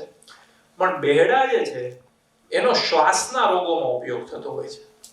પર્ટિક્યુલરલી એસ્થમા, પર્ટિક્યુલરલી બ્રોન્કાઇટિસ, પર્ટિક્યુલરલી કોઈને જૂની ઉધરસ, જૂની શરદી, આ રોગોમાં ભેડાનો ઉપયોગ થતો હોય છે. બેઝિકલી ચિકાશના રોગોમાં, જ્યાં શરીરમાં ચિકાશ ભેગી થઈ ત્યાં ભેડા એનું કામ કરે. એટલે ત્રિફળાનો એક ઉપયોગ શરીરમાં એક્સેસિવ ચિકાશને ઘટાડવા માટે પણ છે.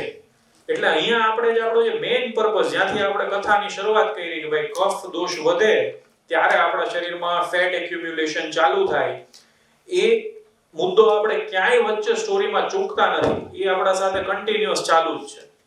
એટલે ત્રિફળાની અંદર ભેડા આવે છે જે ચિકાશ ઘટાડવાનું કામ કરે છે. ત્રીજું જે છે એ છે બીબેલુક 3 કે જે રાત્રે આપણે લેવાની છે. રાત્રે જે આપણે દવાઓ લેતા હોય એટલે આપણા મગજમાં એમ હોય કે કોઈ લેક્સેટિવ દવા હશે કે જે પેટ સાફ કરી નાખે એટલે બધો કચરો બહાર નીકળી જાય. આટલી બધી સરળ વાત નથી. આપણું બોડી જે છે ને એ તમે જે આજે ખાવ છો ને એ કાલે ને કાલે શરીરમાંથી નીકળી જશે એવું નથી. મહાભારતમાં એક એવી વાર્તા છે કે ભીષ્મ પિતામહ જ્યારે બાણ શૈયા ઉપર સૂતા હોય છે ત્યારે એક ઉપદેશ આપવાનું ચાલુ કરે છે. આખો શાંતિ પર્વ એ ઉપદેશ જ છે.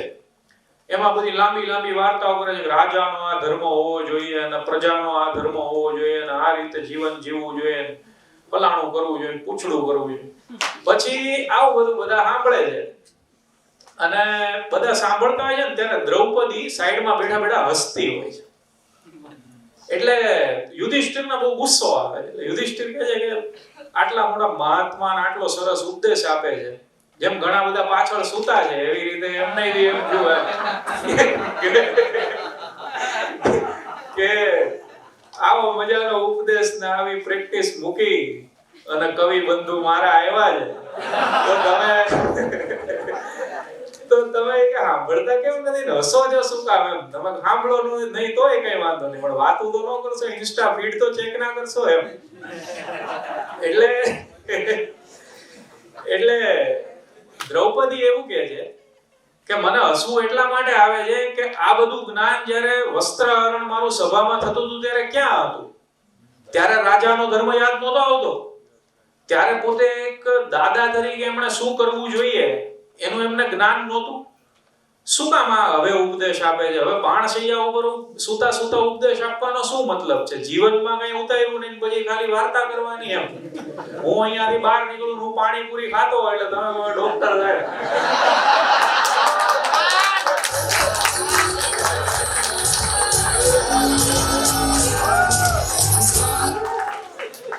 મેટાબોલિઝમ ને આમ ને સમજાય ગઈ? એટલે કે ત્યારે ભીષ્મ પિતામહ એનો જવાબ આપે છે. ભીષ્મ પિતામહ એવું કહે છે કે એનું કારણ જે છે ને એ કૌરવોનું અન્ન છે. મેં કૌરવોનું અન્ન આટલા વર્ષ ખાધું, એ મારા શરીરની અંદર રક્ત બનીને ફરતું હતું, અને હવે જ્યારે બાણશૈયા ઉપર સુતા સુતા મારા શરીરમાંથી તમામ લોહી નીકળી ગયું છે ને, ત્યારે આ જ્ઞાનનો પ્રાદુર્ભાવ થયો છે. એટલે તમે જે ખાવ છો ને, it will stay with you forever. આ યાદ રાખજો. એટલે ખાલી તમે લેક્ઝેટિવ એક ગોળી રાત્રે લઈ લો એટલે પેટ સાફ આવી જશે અને એનાથી બધું મટી જશે એવું નથી. એને કરેક્ટ કરવા માટેની પ્રોસેસ ઇઝ લોંગ. એટલે ત્રીજું step is a very important step. આપણે સવારે ઉઠીને મેટાબોલિઝમ રેટ વધારી દીધો, બપોરે જે ખોટી ભૂખ લાગતી હતી એને આપણે રોકી લીધી, વચ્ચે જ્યાં સ્ટિમ્યુલન્ટ્સની જરૂર હતી ત્યાં આપણે સ્ટિમ્યુલન્ટ્સનો ઉપયોગ કરી લીધો, જ્યાં લીવરને હાર્ટને સ્ટિમ્યુલેટ કરવાના હતા, માઇન્ડને જે આપણે વૈદ્ય ઔષધિઓ આપવાની હતી એ બી આપી દીધી. હવે છેલ્લું સ્ટેપ છે જે છે third step, which is a very important step. સોનામુખી, ગુલાબપત્તી, નિશોથ, ત્રિફળા, કાલા નમક, અજમો, ઈસબગુલ, પપીતા, યષ્ટિમધુ, શંખભસ્મ, પુનર્નવા, ગોખરું, સાકર ને કુંવારપાઠું. અગેન તમે જો એલોવેરાનો ઉપયોગ ત્રણેય ગોળીમાં છે. બે રીતે એનો ઉપયોગ થતો હોય છે. એક કે આયુર્વેદમાં એક બહુ સરસ વાત લખેલી છે કે જે ઔષધિ જ્યાં ઉગતી હોય ને ત્યાં એ સૌથી વધારે ઇફેક્ટિવ હોય. અહીંયા રાજગરો ઉગતો હોય ને તો રાજગરો ખવાય. આપણે કિનોવા ખાઈએ તો એનો માસિયાઈ ભાઈ કહેવાય, ઇફેક્ટ કરે, નો કરે એવું ના હોય. પરંતુ જે ઇફેક્ટ અહીંયા લોકલ ઉગનારી ઔષધિ કરે ને એટલી સારી ઇફેક્ટ ન કરે. એટલે કુંવારપાઠું આખા ઇન્ડિયામાં ઉગનારી એક નેટિવ ઔષધિ છે. એટલે એના ઉપયોગથી તમે લીવરને સ્ટિમ્યુલેટ કરી શકો, સ્કિન હેલ્થને સુધારી શકો, અને એનો એક માઇલ્ડ લેક્ઝેટિવ તરીકે પણ ઉપયોગ છે. લેક્ઝેટિવ એટલે પેટ સાફ કરે એવી ઔષધિને લેક્ઝેટિવ ઔષધિ કહેવાય. તો સોનામુખી એક એવી ઔષધિ છે કે જેના દ્વારા તમને એકદમ એફર્ટલેસલી પેટ સાફ આવે. જ્યારે કોઈ બી લેક્ઝેટિવ દવા આપણે લેતા હોય ને તો લોકોની ફરિયાદ એવી હોય છે કે એકદમ પેટમાં વીંટ આવીને પેટ સાફ આવે, કે તમે રાત્રે દવા લીધી તો ઘણીવાર વહેલી સવારે તમારી આંખ ખુલી જાય, પેટમાં ક્રેમ્પ્સ આવે છે. ને ક્રેમ્પિંગ ન થાય અને પેટ સાફ કરાવે એવી ઔષધિઓમાંથી બેસ્ટ ઔષધિ જો હોય તો એ સોનામુખી છે. સોનામુખીનો એક દુર્ગુણ બી છે.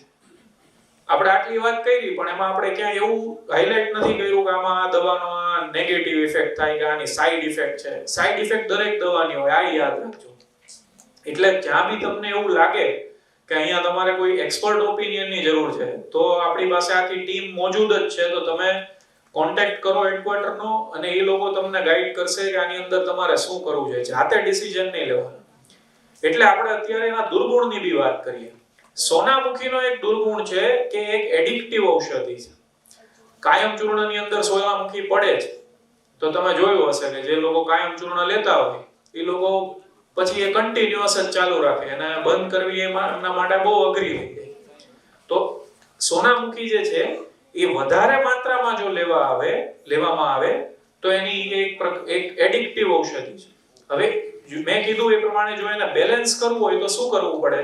તો સોનામુખી ના આ દુર્ગુણને બેલેન્સ કરે એવી ઔષધિની સાથે સોનામુખી આપો ને તો પ્રોબ્લેમ ના થાય. તો એને બેલેન્સ કેવી રીતે કરેલી છે? તો આપણે જોઈએ કે જ્યારે કોઈ બી લેક્ઝેટિવ દવા તમારા પેટમાં ગઈ એટલે એ તમારા બોડીના સોલ્ટ બેલેન્સને ઇમ્બેલેન્સ કરશે. આપણને જ્યારે ડાયરિયા કે કંઈ થઈ જાય તો આપણને શું ખબર? ORS આપે, ઇલેક્ટ્રોલ પાવડર આપે, ગ્લુકોઝ આપે, તમને મીઠાવાળું પાણી. કે તમે ઇવન એડમિટ થાવ તો તમને સલાઈન ચડાવે. સલાઈનની અંદર શું હોય કે મીઠાવાળું પાણી હોય, બીજું કંઈ ના હોય. હવે એ જ વસ્તુ જે છે એ ફોર્મ્યુલેશનના લેવલ ઉપર અહીંયા આપણે કવર કરેલી છે કાલા નમક, એટલે આપણે જેને સંચળ કહીએ. સંચળ જે છે એ વસ્તુ આની અંદર એડ કરેલી છે, અને શંખ ભસ્મ બી એડ કરેલી છે, જે વન્સ અગેન મેં કીધું એ રીતે ફ્લેટ્યુલન્સ, પેટમાં વાયુ ભરાઈ જાવ, આ બધી વસ્તુને જે કવર કરે છે. સાકરનો બી આપણે ઉપયોગ કરેલો છે, જે ORS ના કમ્પોઝિશનમાં બી સાકર હોય છે. એટલે આ દવા લેવાથી જો પેટ સાફ આવશે ને તો એ રીતે નહીં આવે કે એની અંદર બોડીમાં ક્યાંય ક્રેમ્પિંગ થાય કે એનાથી કોઈ નુકસાન થાય. એટલે એ રીતે આખી વસ્તુને ડિઝાઇન કરેલી છે. નિશોત મેં તમને પહેલા બી સમજાવ્યું કે નિશોત કયો કે નસોતર કયો કે ત્રિવૃત કયો, આ એક જ ઔષધિ છે. અને એ ઔષધિનું મેઇન કામ જે છે એ માઇલ્ડ લેક્ઝેટિવ તરીકેનું છે. આયુર્વેદની અંદર એક અગ્ર સંગ્રહણીય અધ્યાય છે. અગ્ર સંગ્રહણીય અધ્યાય એટલે શું કે કઈ દવા કઈ વસ્તુમાં સૌથી બેસ્ટ છે. જેમ કે આયુર્વેદમાં એવું લખ્યું છે કે પિત્તના રોગોની અંદર ઘી સૌથી શ્રેષ્ઠ, વાયુના રોગોમાં તેલ સૌથી બેસ્ટ. તમે તેલ માલિશ કરો એટલે કોઈને દુખાવો હોય તો એને તરત રાહત થાય. કેમ થાય તો કે વાયુના રોગોને ઘટાડવા માટે તેલને બેસ્ટ ઔષધિ કીધી. કફના રોગોમાં મધને સૌથી બેસ્ટ કીધું છે. કોઈ બી વસ્તુ તમે મધ લ્યો, આપણને સીતોપલાદી ચૂર્ણનો મધ લઈએ એટલે ગળું તરત આપણું ઓકે થઈ જાય. કેમ ઓકે થઈ જાય? તો મધનો બી કફ શામક ગુણ કીધો એટલા માટે. એવી રીતે લખ્યું છે કે જ્ઞાનવર્ધન માટે તદ્વિત સંભાષ સૌથી બેસ્ટ છે. મિત્રોની હારે બેહીને ચર્ચા કરો ને, એ જ્ઞાનવર્ધનની અંદર શ્રેષ્ઠ કીધેલું છે. એવી રીતે આને અગ્ર સંગ્રહણીય. એમાં લેક્ઝેટિવ્સમાં સૌથી બેસ્ટ એ લેક્ઝેટિવ એ નિશોત અથવા નસોતરને કીધેલું છે. એટલે જે બેસ્ટ ઓફ ધ બેસ્ટ છે ને એ જ આપણે યુઝ કરેલું છે. એનાથી નીચે આપણું બેન્ચમાર્ક જ નથી.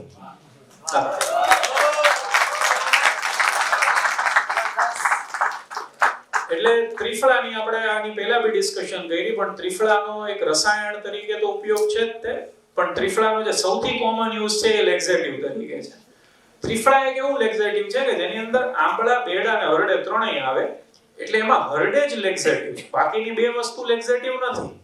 એટલે ત્રિફળા એ બહુ બેલેન્સ્ડ વસ્તુ છે અને એને આપણે પાછું એક બેલેન્સ ફોર્મ્યુલેશનમાં એડ કરેલું છે, જેનાથી એ સોનામુખીની જે એક એડિક્ટિવ સાઇડ ઇફેક્ટ છે એને કાઉન્ટર કરે છે.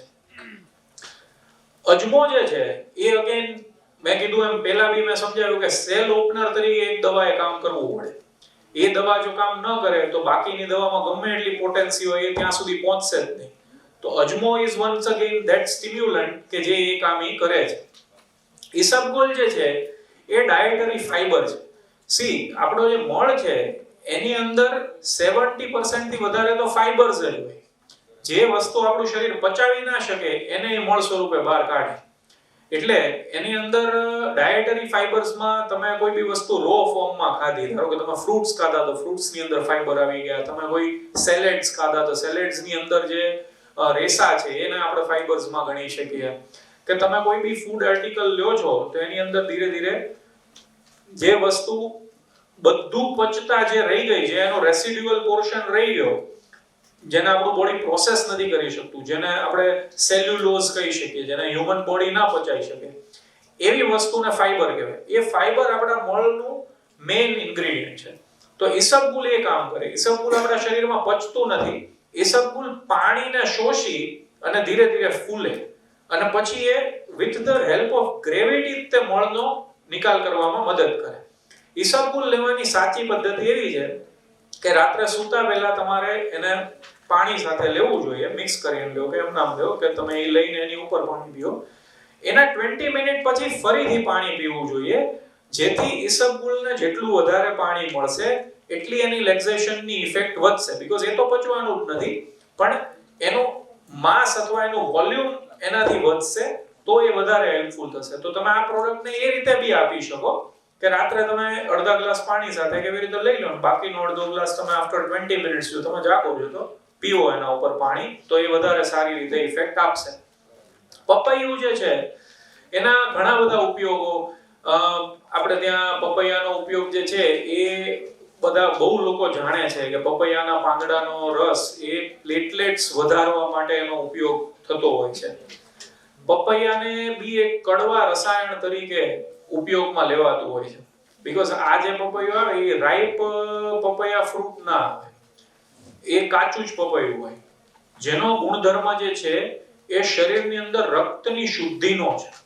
એટલે એ એક મેટાબોલિક વેસ્ટને દૂર કરવા માટે બી કામ કરશે. એ આપણા શરીરની અંદર કોઈ બી ફ્રૂટ હોય તો એની અંદર ફ્રૂટ સુગર ફ્રુક્ટોઝ હોય, જે અગેન સેલના લોકને ઓપન કરવાનું કામ કરે છે.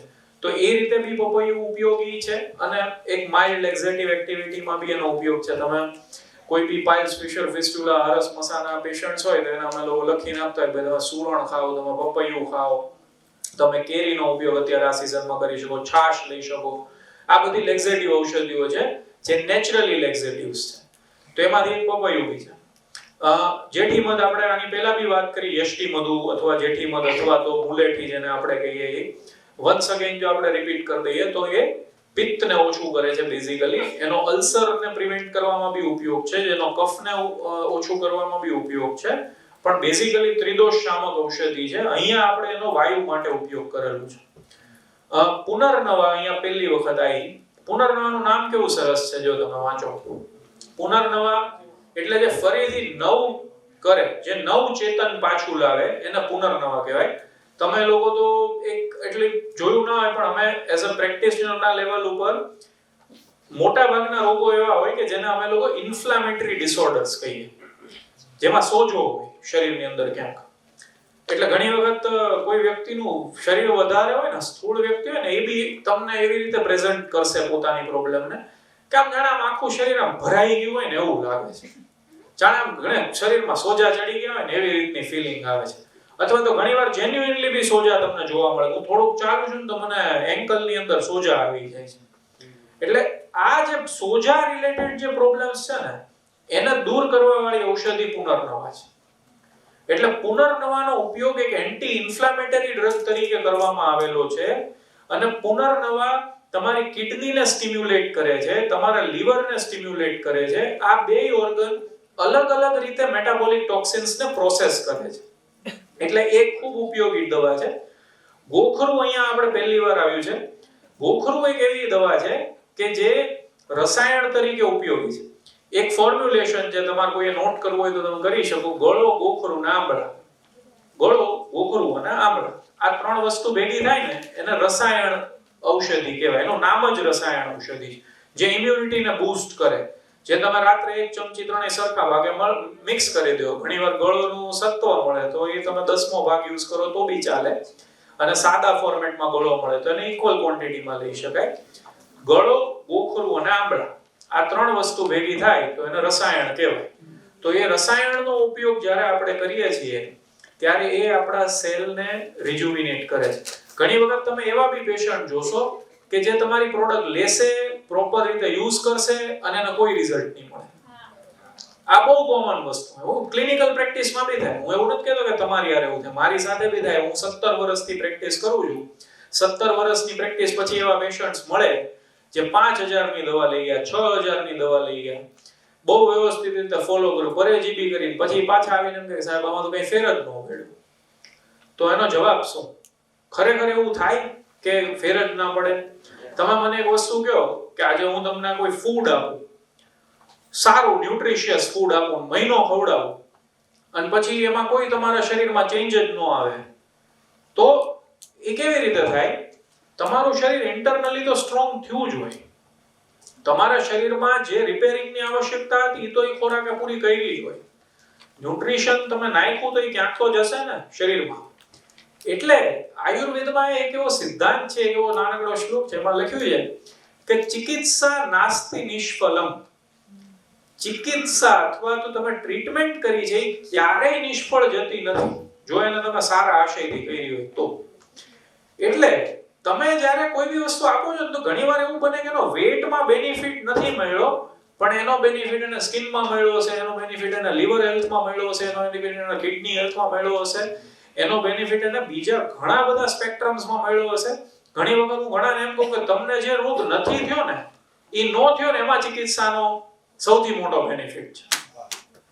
તમને આજે ડાયાબિટીસ નથી ને કાલે નો થાય ને તો એ ભગવાનની કૃપા છે એવું માનજો.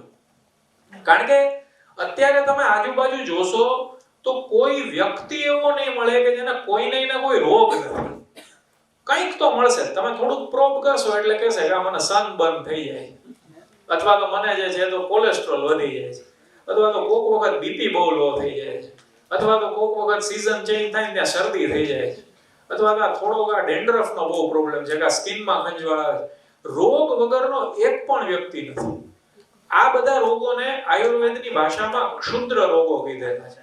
ક્ષુદ્ર રોગ એટલે કેવા રોગ કે જે દોષના ક્ષુદ્ર ભાગથી થાય, ઓછા નાનકડા એવા ભાગથી થાય. તમને કઈ હાર્ટ એટેક આવે તો જ રોગ થયો એવું ના કહેવાય, પણ તમને થોડો હાફ ચડે છે ને એ એક રોગ છે. હવે એના અત્યારે તમે કઈ ગણતા નથી, પણ over the time 5 year 10 year ની અંદર it will manifest into a larger disease. ત્યારે તમારે કરવું જ પડશે. ત્યારે મેં કીધું એમ જે સુશ્રુત મહારાજ કહે છે એ પ્રમાણે રોગના જે 6 સ્ટેજ છે એમાંથી 5 સ્ટેજ તો પૂરા થઈ ગયા. એટલે તમે જ્યારે દવા આપો છો તો એના તમામ બેનિફિટ્સ ને પ્રોપર રીતે સમજાવીને આપો કે weight loss is the tip of the iceberg. એ જ એચીવ કરવાનું છે ને એ જ ગોલ છે. પરંતુ આઈસબર્ગની નીચે જે 7/8 પાર્ટ એનો જે છે, કોઈ પણ જે આઈસબર્ગ હોય એનો ખાલી 1/8 પાર્ટ ઉપર હોય, 1/8 ભાગ ઉપર હોય, 7/8 નીચે હોય. એ 7/8 ભાગને સોલ્વ કરવા માટેના ફોર્મ્યુલેશન્સ છે. એટલે ખાલી વેટ લોસ ઉપર ફોકસ નહીં કરતા, બાકી તમને પોતાને ડિસઅપોઇન્ટમેન્ટ ફીલ થશે ઘણી વખત કે યાર આ દવા આપું છું કેમ થતું નથી એમ. પણ એક વસ્તુ યાદ રાખજો, જ્યારે બી આવું થાય ત્યારે પોતાની જાતને કહેજો કે ચિકિત્સા નાસ્તિ નિષ્ફલમ. ક્યારેય તે ચિકિત્સા નિષ્ફળ જતી નથી. સાકરનો ઉપયોગ આપણે અગેન જે સમજાયો એ રીતે આપણે છે કે સેલના લોકને ઓપન કરવા માટે, કારણ કે ગ્લુકોઝનો ઇન્ટેક કરવા માટે સેલ પોતાનો લોક ખોલે એટલે બાકીની ઔષધિઓ બી એની સાથે સાથે એન્ટર થાય. હવે કોઈને ક્વેશ્ચન આન્સર હોય તો કરી શકે છે. છે કોઈને કઈ પૂછવાનું? હા કયો ના પ્લીઝ.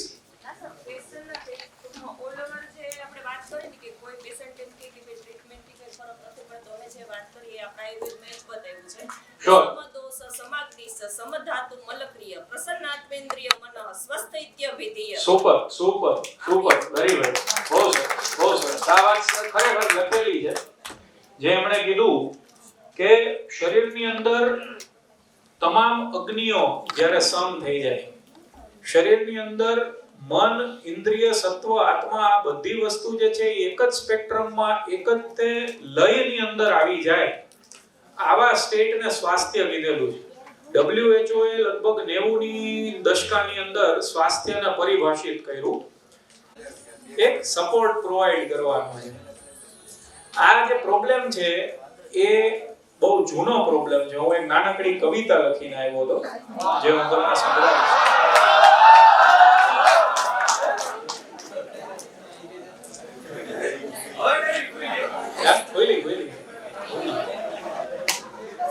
બધું ઘણું લખ્યું હતું. જો આમાં શું લખેલું છે કે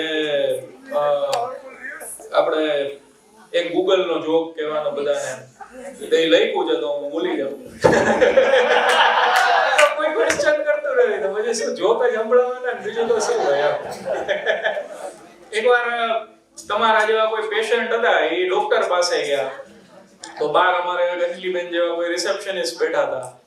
તો એમને પૂછ્યું કે ભાઈ ડોક્ટર સાહેબ, તો કે આ હમણાં મળશે તમને થોડી વારમાં એમ.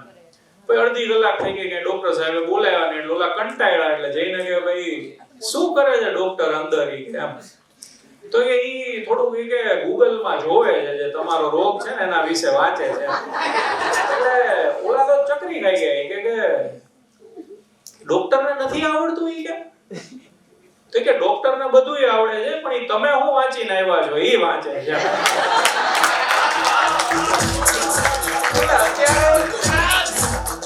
તમને એવા માણસો મળશે કે જે તમારી પ્રોડક્ટ વિશે તમારાથી વધારે વાંચીને આવ્યો. એના માટે આ સેશન હતું. આ ગૂગલમાંથી ઉઠાવેલું સેશન નહોતું.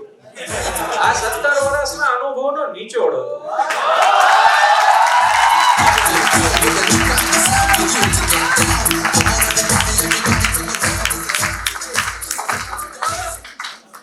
વર્ષો પહેલા ભગવાન બુદ્ધ એ કૌશલ દેશની યાત્રા ઉપર હતા અને ત્યાં પ્રસેનજીત નામના રાજાનું રાજ હતું. પ્રસેનજીત રાજાનું શરીર બહુ વિશાળ, અને એ એકવાર બુદ્ધને મળવા આવે છે. બુદ્ધ આંબાના વનની અંદર બેઠા હતા, અને એમને પ્રસેનજીત રાજા કહે છે કે મહારાજ, મારે તો રોજ તમને મળવું છે, પણ મારું શરીર એટલું જાડું છે ને કે હું આવું છું ને તો હું થાકી જાઉં છું એમ, અને મને સાંધા દુખે છે, એટલે હું તમારી શુશ્રૂષામાં આવી નથી શકતો, તમારી નિશ્રામાં હું આવી નથી શકતો. એટલે મહાત્મા એને કહે છે કે આમાંથી બહાર નીકળવાના આટલા રસ્તા છે. જો સદા રખે ધ્યાન में मन, कब कितना खाया जाने वह जन, सादा जीवन संयमित जीवन, संतोषी हो रखे वो व्रत निर्धन, न अधिक खाए न व्यर्थ बहाए, सात्विक मार्ग वो सदा अपनाए, तन हो तनु उसका मन हो निर्मल, धीरे धीरे पूजे वो जीवन का ज्वल. આ ઉપદેશ બુદ્ધ જ્યારે આપે છે ત્યારે પ્રસેનજીત રાજાને 5 એવા રસ્તા મળે છે કે જેના દ્વારા તમે શરીરને વગર કોઈ દવાએ સ્વસ્થ રાખી શકો. પહેલો રસ્તો એ હતો કે તમારે હંમેશા માઇન્ડફુલ રહેવાનું છે, ધ્યાનમાં રહેવાનું છે કે હું શું કરી રહ્યો છું, કઈ ક્રિયાનો શું આપણા શરીર ઉપર પ્રભાવ પડશે. એક બીજી જે વસ્તુ છે એ આપણે એ જોવાની છે કે આપણે જે ખાઈએ છીએ એ જ આપણા શરીરને બનાવવાનું છે.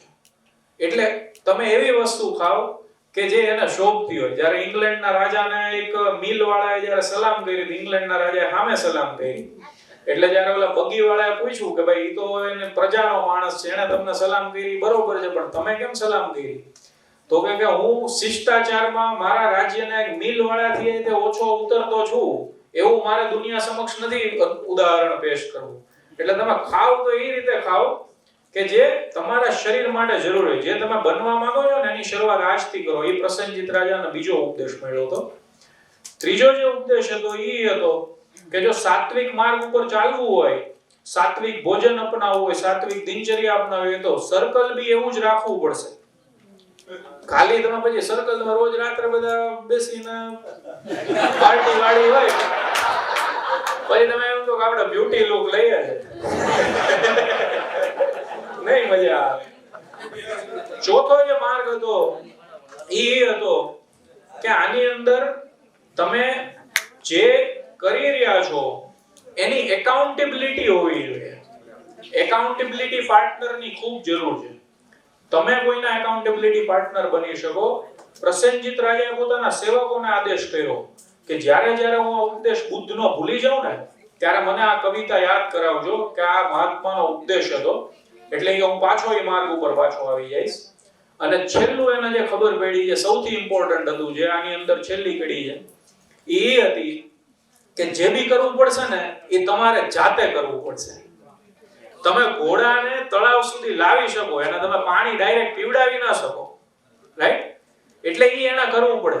એટલે એક વખત તમે જ્યારે આ જર્ની ઉપર નીકળી પડ્યા છો તો મન બનાવીને નીકળજો કે હવે તો આરંભ હે પ્રચંડ.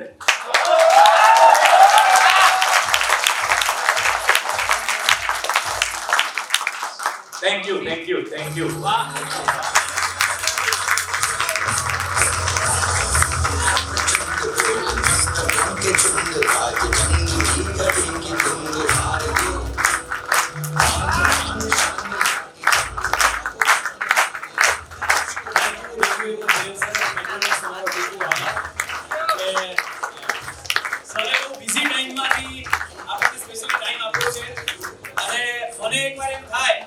ખરેખર પ્રશ્નો જે તમે અમને પૂછો છો એ આયા પૂછો તો વધારે સારો સોલ્યુશન મળે. તો આ ક્વેશ્ચન આન્સરની કોઈ સ્લાઇડ નહોતી, ત્યાં તમારે પ્રશ્ન પૂછવાના હતા. પછી પાછળથી અમને સવાલ આવ્યો કે સાહેબ 3 મહિના ઓલે દવા લીધી પણ વજન ઘટતું નથી, કારણ શું? હવે અમને પૂછો ને કરતા સાહેબને પૂછો ડાયરેક્ટ કે કારણ શું, તો તમને પ્રોપર કારણ કહેશે. લગભગ તમને જવાબ થોડા ઘણા મળી ગયા હશે, હા કે ના? યસ. શોર્ટમાં તમને કહું તો જે હું સમજો એ દર એક 1 કે 2 અને 3 દરેકની અંદર જે ઔષધિ છે એ પ્રોપર કામ કરવા માટે અંદર જાય એના માટે તાળું ખોલવાની એક ચાવી અંદર નાખી છે, ત્યારે ઔષધિ અંદર જાય. R with me? દરેક ઔષધિમાં કોમ્બિનેશન કોમ્બિનેશનમાં કાંઈક એવું છે કે તાળું ને ચાવી. હવે જે આપણે ખાધું એ અંદર જાય જ નહીં તો અસર કરે ખરા? તો દરેક 1 માં 2 માં અને 3 માં ત્રણેયમાં તમે ઓબ્ઝર્વેશન કર્યું શું છે? રાઈટ છે. એક તાળું છે જેનાથી એક તાળું ખુલે અને ખુલે તો કોશિકાઓની અંદર આ બધી ઔષધિ જાય અને જો જાય તો કામ તો કરે રે કરે આજે નહીં તો કાલે. અને એટલા માટે ઘણીવાર હું શબ્દ વાપરું છું કે 90 થી 180 દિવસમાં વેટ લોસ થશે આવું બોલવાનું. હવે આપણે આવું બોલવા જઈએ તો લોચો શું તો કશા કોણ એક કીટે નો લે એના મહિને મળે એમ કે તો હું લઉં નકર નો આર વિથ મી છે. સો ખરેખર પહેલા મહિનાથી જ અસર થાય છે પણ તમારી તાસીર મુજબ અસર થાય. કોકને 15 દિવસમાં રિઝલ્ટ મળે, કોકને 20 દિવસમાં. તો એ કેમ મળે છે ખ્યાલ આવ્યો બધું આના ઉપરથી? હવે કઈ પ્રશ્ન હોય તો ખરેખર પૂછી લ્યો કારણ કે સાહેબનો ટાઈમ કિંમતી છે પછી હાથમાં જલ્દી નહીં આવે. બરાબર છે. પ્રશ્ન છે કોઈનો દિલથી રિઝલ્ટ બાબતનો, પિત્તનો કે પિત્તવાળાને રિઝલ્ટ નથી મળતું, કફ નથી મળતું આવો કઈ પ્રશ્ન છે? એટલે આ પાછળથી છે તો છેલ્લેથી. હા ફટાફટ આ કામ કરો માઈક પહોંચાડો ત્યાં આગળ જલ્દી આવો. યસ સર, આપણે મતલબ શરીરમાં ચરબી કઈ રીતે બને એમ કે એનો મતલબ એક જ પ્રકાર છે કે જે ખાઈએ એનું પાચન ન થાય તો એ બધો ખોરાક ચરબી બની જાય એવી જ રીતે ચરબી બને છે કે પછી બીજી કોઈ રીતે પણ શરીરમાં મતલબ જેમ આપણે કીધું કે ભાઈ કફ વધારે થાય તો પણ વજન તો એ કેવી રીતે હોય છે થોડું ડીપમાં સમજાવો ને. એટલે આમાં કેવું છે કે અમારે કાઠિયાવાડમાં તો એવું કહેવાય કે બધાને કાઠિયાવાડમાં ચરબી હોય જ એમ. પણ શરીરમાં કઈ રીતે ચરબી બને એની આપણે જો વાત કરીએ તો ચરબી છે ને એ શરીરનો કોઈ વેસ્ટ નથી. શરીરનું એક ખૂબ ઇમ્પોર્ટન્ટ કમ્પોનન્ટ છે. ચરબીથી આપણે દૂર નથી ભાગવાનું પણ એના સાચા ટાઈપને એક્યુમ્યુલેટ કરવાનો છે. હવે તમે જે પ્રશ્ન પૂછ્યો બહુ ઇમ્પોર્ટન્ટ છે કે શરીરમાં ચરબી બને એના કઈ અલગ અલગ પ્રકાર હોય કે શું હોય? બેઝિકલી બે પ્રકાર હોય. પહેલી ચરબી જે છે એને વિઝેરલ ફેટ કહેવાય. વિઝેરા એટલે આપણા શરીરના ઇન્ટરનલ ઓર્ગન્સ. અહીંયા પેન્ક્રિયાસ હોય, અહીંયા આપણું લીવર હોય અને અહીંયા આપણા મોટા આંતરડા હોય. એની આજુબાજુ જે ચરબી જમા થાય છે જેના કારણે આપણને ઘણીવાર પેટ બહાર આવી જાય કે ઘણીવાર આપણે નથી જેને સેન્ટ્રલ ઓબેસિટી કહીએ અમે મેડિકલની ભાષામાં. તો સેન્ટ્રલ ઓબેસિટી જે છે એ પ્રકારની જે ચરબી છે એ ચરબીને વિઝેરલ ફેટ કહેવાય. વિઝેરલ ફેટનું પ્રમાણ ટોટલ બોડી વેઇટના 12% થી વધારે થઈ જાય તો તમને તરત જ તે પેટ બહાર આવેલું દેખાશે, ફેટી લીવર દેખાશે એ પેશન્ટની અંદર અને તમને દેખાશે કે એક ડિસ્કમ્ફર્ટનું લેવલ વધતું જશે બીકોઝ ઇન્ટરનલ ઓર્ગન્સની આજુબાજુ ચરબી ભેગી થાય એટલે ઇન્ટરનલ ઓર્ગન્સનું ફંક્શનિંગ બી થોડું ખરાબ થઈ જાય. એટલે પહેલો પ્રકાર જે ચરબીનો છે એ વિઝરલ ફેટ છે. બીજો જે પ્રકાર છે એને સબક્યુટેનિયસ ફેટ કહેવાય. ક્યુટેનિયસ એટલે સ્કિન સાથે સંબંધિત અને સબક્યુટેનિયસ એટલે સ્કિનની નીચે. સ્કિનની નીચે ચરબીના બે લેયર હોય જે આપણા શરીરને હીટથી ઇન્સ્યુલેટ કરવાનું કામ કરે. બહારની હીટ અંદર ના આવવા દે, અંદરની હીટ બહાર ના જવા દે, ઠંડીમાં આપણું રક્ષણ કરે અને ઘણા બધા બીજા બી ફંક્શન એ કરે. આ પ્રકારની ફેટને સબક્યુટેનિયસ ફેટ કહેવાય. એટલે ઘણી વખત તમે ખાસ કરીને લેડીઝમાં જોશો કે સેલ્યુલાઇટ્સ નું ફોર્મેશન થાય. બમ્પી સ્કિન અહીંયા પર્ટિક્યુલરલી થાઇઝ છે, બટક્સ છે, બાયસેપ્સ છે આ એરિયાની અંદર તમને બમ્પી સ્કિન જોવા મળશે. એ જે બમ્પી સ્કિન જેને સેલ્યુલાઇટ્સ કહીએ એનું કારણ સબક્યુટેનિયસ ફેટ છે. એટલે સબક્યુટેનિયસ ફેટ જે છે એ ચરબીનો બીજો પ્રકાર છે. એને ઘટાડવા માટેની જે મેથડ છે એની મેથડ્સની અંદર એક અભ્યંગ અથવા તો આપણે જે માલિશ કરીએ અથવા તો જે પાવડરથી માલિશ કરીએ જેને ઉદ્વર્તન કહેવાય આયુર્વેદની ભાષામાં ટુ બી પ્રિસાઇઝ એનો ઉપયોગ આપણે કરતા હોય છે. એટલે એમાં તમે તમારા પેશન્ટ્સને બી એની સલાહ આપી શકો કે ત્રિફળાનું ચૂર્ણ એને તલના તેલની સાથે લઈ અને આપણી જે રૂંવાટી હોય ને એનાથી ઊંધી દિશામાં એટલે નીચેથી ઉપરની ડાયરેક્શનમાં માલિશ કરવાની. પેટ ઉપર છે કે હાથ ઉપર છે કે થાઇઝ ઉપર છે કે બટક્સ ઉપર છે એટલે એનાથી એ સબક્યુટેનિયસ ફેટને તમે રેગ્યુલેટ કરી શકો. એટલે આ ચરબીના બે મુખ્ય પ્રકાર છે વિઝરલ ફેટ અને સબક્યુટેનિયસ ફેટ. એ બને કેવી રીતે તો મેં તમને પહેલા સમજાયું કે બે રીતે બને. એક તો તમે ચરબી લ્યો છો એનો ડાયરેક્ટ બોડી જો સંગ્રહ કરી લે તો એ ચરબી આપણા શરીરની અંદર આવી ગઈ. બીજું જે છે એ આપણે જે શુગર ચરબી વાળો ખોરાક ખાઈએ યસ ચરબી વાળો ખોરાક એમાં તેલ આવી ગયું, બટર આવી ગયું, ઘી બી આવી ગયું, નોન વેજીટેરિયન ફૂડ આવી ગયું, ચીઝ આવી ગયું, ઇવન પનીર આવી ગયું. આ બધી વસ્તુની અંદર થોડું પ્રમાણ ફેટનું હોય જ તે. ઇવન તમે જે ઓઇલ્સ લ્યો છો તો જે સીડ્સ તમે કોઈ બી વસ્તુમાં લ્યો તો એની અંદર બી નેચરલ ફેટનું પ્રમાણ તો હોય જ તે. એટલે એક તો એ વસ્તુ થઈ ગઈ. સેકન્ડ જે છે આપણે જે શુગર્સ લઈએ છે એટલે આપણે અનાજની અંદર શુગર આવે, નેચરલ સિન્થેટિક શુગર્સ આપણે જે ચામાં કે ખાંડનો ઉપયોગ આપણે કરીએ કે ગોળનો બી ઇવન ફોર ધેટ મેટર આપણે ઉપયોગ કરીએ, કાંઈ બી જે વસ્તુમાં સ્વીટ છે, આર્ટિફિશિયલ સ્વીટ છે, એનો શરીર ચરબીમાં રૂપાંતરણ કરી શકે. એ કોનો બોડી કેટલું કરશે એ પ્રકૃતિ ઉપર આધીન છે. કફની પ્રકૃતિ વાળામાં જલ્દી ચરબીમાં રૂપાંતરણ થાય, વાયુની પ્રકૃતિમાં ઓછું થાય. જે મુદ્દો મારે કહેવાનો રહી ગયો તો મેં તમને જ્યારે પ્રકૃતિ સમજાવી ત્યારે હું આગળ કહીશ કે વાયુની પ્રકૃતિ વાળાને અત્યારે શું પ્રોબ્લેમ છે. વાયુની પ્રકૃતિ વાળાને અત્યારે ઇંચ ગેઇનનો બહુ પ્રોબ્લેમ આવે છે. તમારું શરીર ફૂલતું છે, તમારું વજન એટલું ન વધ્યું પણ તમારા ઇન્ચીસ બહુ વધી જાય. તો જે ઇન્ચીસ વધવાનો પ્રોબ્લેમ છે ને એ આ કારણોસર થાય કે તમે ફેટ વાળો ખોરાક લેતા જ નથી, પણ તમારા ખોરાકની અંદર જે નેચરલ શુગર છે એનું શરીરે ચરબીમાં કન્વર્ઝન કરી નાખ્યું અને એનું વિઝરલ ફેટમાં જો કન્વર્ઝન થયું તો તમારે ઇંચ ગેઇન થતા જશે. એટલે આ બે મેઇન પ્રકાર છે. આ સિવાય જે એના કલર ઉપરથી બી બે પ્રકાર કીધેલા છે, જેમાં એક બ્રાઉન ફેટ તરીકે ફેમસ છે એક, અને એકને આપણે વ્હાઇટ ફેટ અથવા પેલ વ્હાઇટ ફેટ કહી શકીએ. બ્રાઉન ફેટ આપણા બેકમાં હોય. તમે કોઈ બી જે ઓબેસ વ્યક્તિ છે એની બી બેક જોશો ને તો ત્યાં તમને ચરબી એટલી વધારે નહીં લાગે. એનું રીઝન શું છે તો આપણા બેકની અંદર જે ચરબી છે ને એની અંદર માઇટોકોન્ડ્રિયાનું પ્રમાણ વધારે હોય, એના કારણે એને બ્રાઉનિશ ટિંજ મળે. એટલે એ ફેટને બ્રાઉન ફેટ કહેવાય. જો કોઈના બોડીમાં બ્રાઉન ફેટનું પ્રમાણ વધારે હોય તો એ બહુ ઝડપથી વજન ગેઇન નહીં કરે. પહેલા એવું માનવામાં આવતું હતું કે બ્રાઉન ફેટ ને વ્હાઇટ ફેટ તમને જેનેટિકલી જેટલું મળે એટલું મળી ગયું, પરંતુ હવે વૈજ્ઞાનિકોને ખબર છે કે લાઇફસ્ટાઇલ દ્વારા તમે બ્રાઉન ફેટને વધારી શકો. તો એ કેવી લાઇફસ્ટાઇલ છે જેમાં તમને વર્કઆઉટ મળે. હવે કયા એરિયામાં બ્રાઉન ફેટ સૌથી વધારે છે? બેકના એરિયામાં સૌથી વધારે છે. તો આપણે આખો દિવસ સેડેન્ટરી વર્ક કરતા હોઈએ છીએ, બેઠા રહેતા હોઈએ છીએ. બેકના તો કોઈ પ્રકારનો જેને કઈ લોડ છે જ નહીં ને. એટલે તમે જ્યારે એક્સરસાઇઝ કરો છો તો તમે બ્રાઉન ફેટ સેલ્સને પણ સ્ટિમ્યુલેટ કરો છો. એ વસ્તુ તમે મસાજ દ્વારા અથવા માલિશ દ્વારા બી કરી શકો.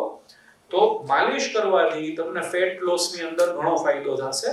આ ચાર પ્રકાર જે મેં તમને સમજાવ્યા, સબક્યુટેનિયસ ફેટ, વિઝરલ ફેટ, બ્રાઉન ફેટ અને વ્હાઇટ ફેટ, આ રીતે આનું ક્લાસિફિકેશન છે અને કઈ રીતે બને એ બી મેં સમજાવ્યું. આ ક્વેશ્ચનનો તમને આન્સર મળી ગયો હશે એવી મારી અપેક્ષા છે. સર આપણે એવું થાય છે ખરા, મતલબ કહેવાય ને કે જે વસ્તુ ખાઈએ એમાં ફેટ નથી પણ છતાંય આપણું શરીર એને ફેટ બનાવી નાખે એવું હોય છે. શુગર ને કરી શકે. શુગર પ્રોટીન છે ને એ પ્રોટીનમાં જ કન્વર્ટ થાય. દાળ છે, કઠોળ છે, ડ્રાય ફ્રૂટ છે, આ ત્રણ વસ્તુમાં પ્રોટીન સૌથી વધારે હોય. એવું ઘણા લોકો કહેતા હોય છે, મતલબ તમારું જે બી તમે ખાવ છો એનું પાચન જો નથી થતું તો એ બધું ફેટ બની જાય. તો એ મતલબ એવી રીતે હોય ના, એ પેસિવલી થાય. કેવી રીતે થાય? તમે ખાધું એનું પાચન જો વ્યવસ્થિત ન થયું તો એ તમારા મેટાબોલિઝમને સ્લો કરી નાખે. આપણે જ્યારે એન્જિનની અંદર પેટ્રોલમાં કચરો હોય તો એન્જિન ડચકા ખાવા માંડે, રાઈટ? એટલે એનો મીનિંગ શું થયો કે આપણા બોડીમાં જે સ્મૂથલી જે એનર્જીનું ઉત્પાદન જે આપણે ન્યુટ્રિયન્ટ્સ લઈએ છીએ એમાંથી થવું જોઈએ એ સ્મૂથલી ના થાય એટલે એનર્જી સ્ટોર થતી જાય. સ્ટોર થતી જાય એટલે ચરબીનું ઉત્પાદન વધી જાય. ખ્યાલ આવ્યો? એટલે આ જે પ્રોસેસ છે એ બેઝિકલી એ રીતે કામ કરે છે. તમે જે ખોરાક ખાવ છો એ કઈ ન પચે એટલે એનું ફેટ બની જાય એવું ના હોય, પરંતુ એ તમારા મેટાબોલિઝમને સ્લો કરી નાખે. મેટાબોલિઝમ સ્લો થવાથી તમારું શરીર વધુ ને વધુ ખોરાકનું શરીરની અંદર સંગ્રહ કરવા માંડે એટલે ફેટ વધે. મેટાબોલિઝમ સ્લો થઈ ગયો એટલે ખોરાક પાચન થશે નહીં, પછી મતલબ ખોરાક ધીરે ધીરે પ્રોસેસ થાય. એ પછી મળ દ્વારા નીકળી જાય. મતલબ મળ દ્વારા નીકળી બી જાય ને ઘણીવાર સ્ટોર થઈને પડ્યો બી રહે. બે વસ્તુ સંભવ છે. બરાબર. હા, મળ દ્વારા તો ત્યારે નીકળશે ને જ્યારે નેચરલી તમે કંઈક કાં તો કંઈક એવું કંઈક લ્યો છો કે જે તમારા મળના સિસ્ટમને પ્રોપરલી ચલાવે છે, અથવા તો તમે કંઈક એવી એક્સરસાઇઝ કરો છો કે જેનાથી તમારા ઇન્ટેસ્ટાઇનને બી રેગ્યુલર મૂવમેન્ટ્સ મળે છે. આપણે જે રેગ્યુલર લાઈફસ્ટાઈલ જીવતા હોઈએ છીએ એની અંદર આમાંથી બેમાંથી કોઈ વસ્તુ થતી નથી હોતી. એટલે એના લીધે એક્યુમ્યુલેશન જ થાય. એટલે અત્યારે મોટા ભાગના લોકો સ્થૂળ થતા જાય છે. હમણાં એક રિસેન્ટ સર્વે રેડીમેડ ગાર્મેન્ટ ઇન્ડસ્ટ્રીએ કરાયો હતો કે ઇન્ડિયામાં સૌથી વધારે ચાઇલ્ડહુડ ઓબેસિટીનું પ્રમાણ, બાળકોની અંદર સ્થૂળતાનું પ્રમાણ આખા ઇન્ડિયામાં સૌથી વધારે અમદાવાદમાં છે, સેકન્ડ રેન્ક ઉપર લુધિયાણા છે અને થર્ડ રેન્ક ઉપર દિલ્હી કે એવું કોઈ સિટી આવે છે. એટલે આપણે ત્યાં તો બાળપણથી જ લોકો ઓબેસ થવાના ચાલુ થઈ ગયા છે just because of sedentary lifestyle અને જે આ મેટાબોલિઝમના ઇશ્યુઝ છે.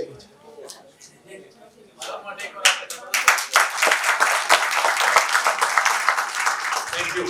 જો આ પાર્થ સરના ક્વેશ્ચન ઉપરથી એટલું તો છે કે સરનો કોઈ એક ટોપિક મળે તો અડધી કલાક પોણી કલાક આપણને જ્યાં સુધી મારી લેંગ્વેજમાં કહું તો ડ્યુટી સુધી પહોંચે નહીં ત્યાં સુધી સમજાવી દે બરોબર. એટલે સમજો કે અત્યાર સુધીનો મારો બેસ્ટ સેશન રહ્યો અને એક પોઈન્ટ ટુ પોઈન્ટ જબરદસ્ત રીતે સમજાવ્યું. સો એકવાર એમના માટે જબરદસ્ત